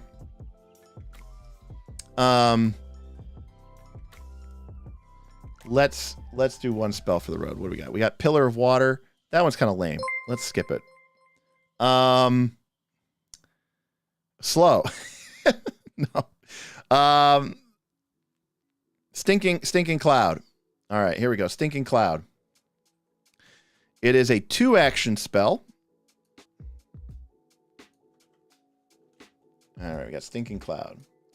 We got ourselves a 2-action spell, which creates a 20-foot radius burst at 120 feet. It is Fortitude, 1 minute. All right, so this is a ranged cloud spell, which isn't 3 actions, so that's kind of nice. It functions as obscuring mist. Let's remind ourselves what this means. Everybody in the mist becomes concealed, and everybody outside the mist becomes concealed to the creatures inside the mist. So it's kind of a double-edged sword there. Creatures in the cloud would have concealment to you, and creatures that are outside the cloud would have concealment to those inside of it. Except that it sickens creatures that end their turn within the cloud. I like that it doesn't even say that it makes a save. Again, this is poorly written, right? Because it says saving throw Fortitude, duration 1 minute, and then it says it sickens creatures that end their turn within the cloud. So if they can move out of it, it does nothing. But the conditions are pretty good. Even if they pass the save, they're sicken 1. If they fail, they're sicken 1, and they get slowed 1 while they continue to be in the cloud, basically saying they need to leave that cloud. And if they critically fail, they are sicken 2. And that's a 220 feet at a 20-foot radius burst. The problem with it is, Brutus, that component, that what you just said is so crazy that you are correct, that is actually true. That if I'm standing on this side, of the stinking cloud, and you're standing on this side of the stinking cloud, and the stinking cloud's in between us, per the rules of the game, we can shoot at each other just fine. That nobody has any concealment. But that is pretty crazy. I guess the issue here is we could all accept that these are pretty nasty penalties. So I feel like 99%. So number one, are people aware of, should NPCs or PCs be aware of what the penalties or circumstances are for remaining in the cloud until the end of the turn? That's an interesting question. The second question is, I feel like most creatures are going to probably vacate this cloud, which means they're going to have to spend 1 action, maybe, depending on the geometry of the location, too. Right? Because if you cast it, someone's directly in the middle of it. Most people have a speed of 25 or 20 feet, so they'll be able to move out of the cloud in a single action. Alternatively, there are going to be people who, because of the geometry of the cloud, would be forced to move twice. But they could probably move back, and to Brutus's perspective, if you had a corridor, narrow corridor, and you cast stinking cloud in the middle of it, and the people inside of it decided to fall back out of the cloud to the other side of it, they could still shoot you technically per the rules of the game without any penalty, because there is no concealment that occurs between the two of them.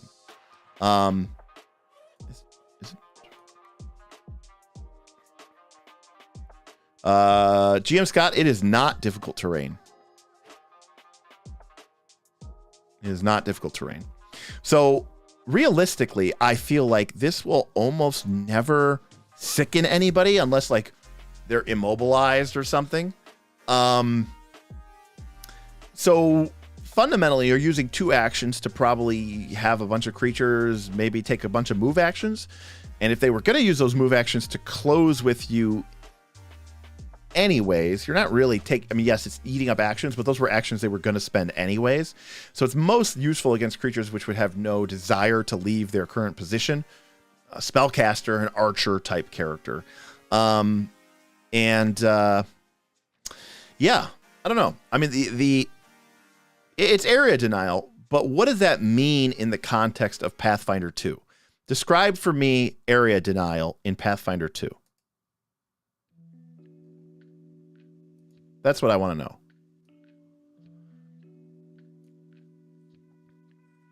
You know, because like, you know, if this was like a MOBA, right, where like, oh, I want to control this camp, or I want to control this shrine because it's giving my team a bonus or a buff, or I want to control this area, you know, that area denial makes more sense to me in those situations. So what is it in that situation in a standard Pathfinder 2 fight where, you know, that you have that situation? Right. I mean, I guess the issue, Christopher, is that it is double-sided, right? Like if it's a MacGuffin, and if the players don't want it, and the players want it, and players don't want it, then that's great, because that means you're literally just making it a rock and a hard place. True. I mean, I will agree that in a limited space, IG Paizo dungeons, you're essentially controlling where the enemy can be. Yeah. I mean, I agree with that. That is correct, GM Scott. You can simply walk straight through it with no ill effects. Yeah, I mean, I suppose this is something, again, yeah, I've played a fair amount of Pathfinder 2. I think part of the problem is that, in 4th edition D&D, I'll do a whole video about this, but in 4th edition D&D, you had more creatures, which I would clearly state fell into the ranged category. And I feel like Pathfinder 2 is less like that. And so to me, this is a great spell for disrupting ranged attackers, who would prefer to stay back and, not be concealed. And this would force those attackers to have to kind of close forward with you, depending on the geometry of the situation, assuming they couldn't back out of it. And that would, I think, be very, very powerful. But I mean, I do think this is a good spell. I don't think this is a bad spell. Sicken 1 is very, very powerful. I just wonder how many times in your games that this has actually been cast, that creatures ended their turns inside the mist. That's all. Let me put it another way. As a PC, if the GM had let's say you're a party of 4 people, 5 people, right? You got a fighter, a cleric, a wizard, whatever. And the GM has somebody cast this spell on your party. How many people at the end of the turn are going to be in the cloud at the end of their turn? I'm wondering what PCs, That's kind of what I was getting at, K-Swiss basically.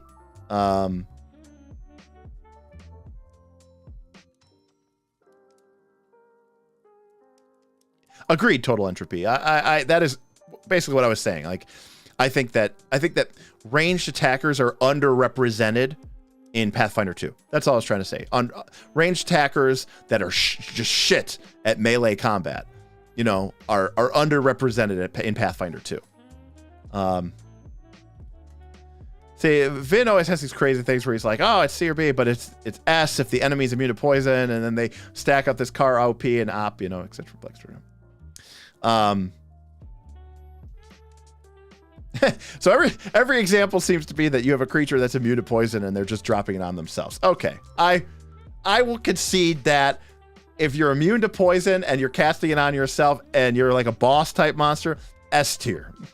Okay, S tier, totally. I do think, yes, total entropy, if you could combine it with a separate effect that could immobilize somebody or whatever, like A+, that would be really, really good. So I would agree with that.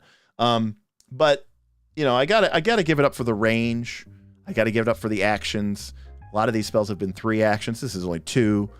It's not sustained. It's 20-foot burst, 120 feet. I really do appreciate that. So I'm gonna give it a B. I think a B is a fair grade. The Stank Troll.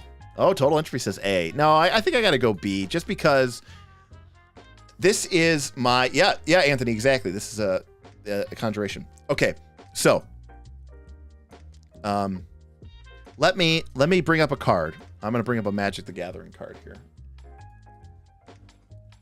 I've talked about this before on the show. So I'm gonna bring a card here.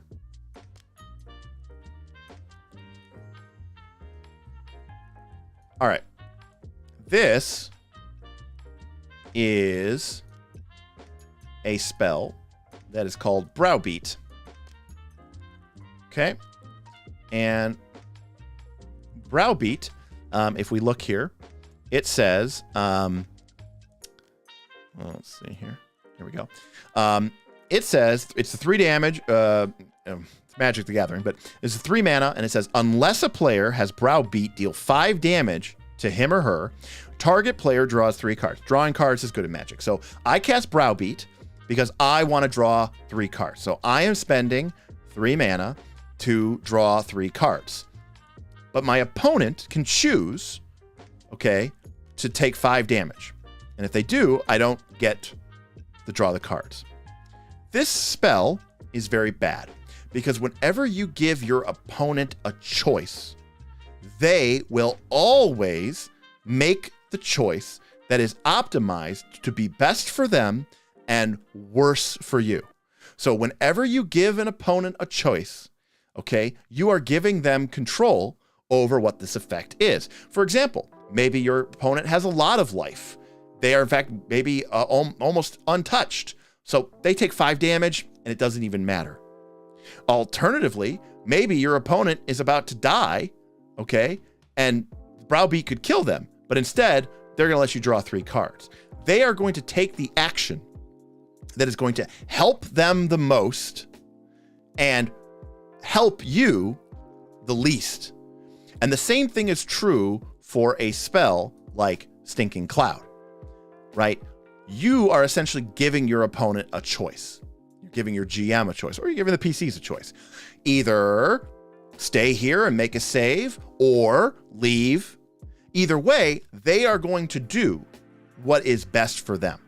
And that means they have an opportunity to minimize the effect. So the best example would be, oh, this is going to make them close the range with me. What if that was their plan anyways? In that case, you've wasted 2 actions and a spell slot to get them to do something that they were going to do anyways.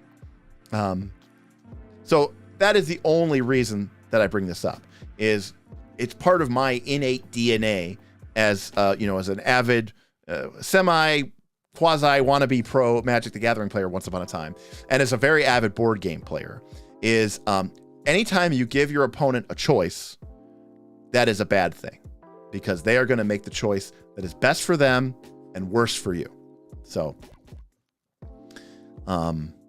that is my only problem with a spell like Stinking Cloud. But that being said, I respect Sicken. I respect the 2 actions for a conjuration spell. I respect the 120 feet, 20-foot burst. I respect the 1 minute duration with no sustain. And I respect a very, very brutal set of success, fail, and crit fail conditions. These are pretty nasty on paper, right? So if you've got foes who are making this kind of check, you're in a good place. So that's pretty good. So that is where we're going to leave it. We've got about maybe 10 or 12 or so spells that we haven't gotten to yet, because, you know, we've got slow and stuff, and some of these spells we already did, but there's probably about 10 more spells that we need to do for this chat. So I want to, or for this thing. So let's take a look here. B is fair. B is spot on. Great. I've been casting Stinking Cloud IRL for years and never memorized it. Very nice. Probably wouldn't make much of a difference, but druids get +1 status bonus. You know, I'm going to say it. 5th edition has got it better in this regard. Like in 5th edition, like if a creature is strong against poison or they're strong against enchantment, they just get advantage. And that feels so much better and is so much better and actually feels so much more substantial. And I understand the power of +1 bonus in this system, but the fact that it's a status bonus, which means it doesn't stack with anything else, like your character can feel like, oh yeah, I've got poison resistance and yada yada, and then like you still just get wrecked by poison all the time. So it's pretty interesting. Primal is a great list. Very impressed with it. Continue to be impressed with it. They get some of the best damaging spells in the game. They get a lot of fun, unique spells that are actually fun and cool and useful, unlike a lot of the unique spells from Occult. And they get pretty much all of the same kind of buff healing spells that the Divine list gets. So I gotta say, really, really continue to be impressed with the Primal list. It's come a long way since the days of the Druid in PF1, which was still powerful, but that's just because spellcasters were so broken in PF1. So yeah, again, very, very impressed. Yeah, I love the Primal list. I think it's really fun and really exciting. Again, Arcane gets some of those weird occult type spells, so I do like the interplay between the traditions. I wish Divine got a little bit more love, but it does not. So that is going to bring up, I think, the end of the stream. So I want to say thanks everybody who tipped. Thanks everybody who participated. If you're a member of the Patreon, thank you so much for continuing to support the show and the channel. I'll probably be posting some stuff next week to the Discord and for the patrons. If you're a patron, you'll probably hear some things from me. But other than that, I'm going to be off next week because, again, I'm going to be cruising the Caribbean on a cruise, and hopefully having fun with that. So I want to say thank you, everybody. Stay safe out there. Enjoy. Hopefully some nice weather coming your way. It's coming mine. And, we'll see you next time on Knights of Last Call. Peace.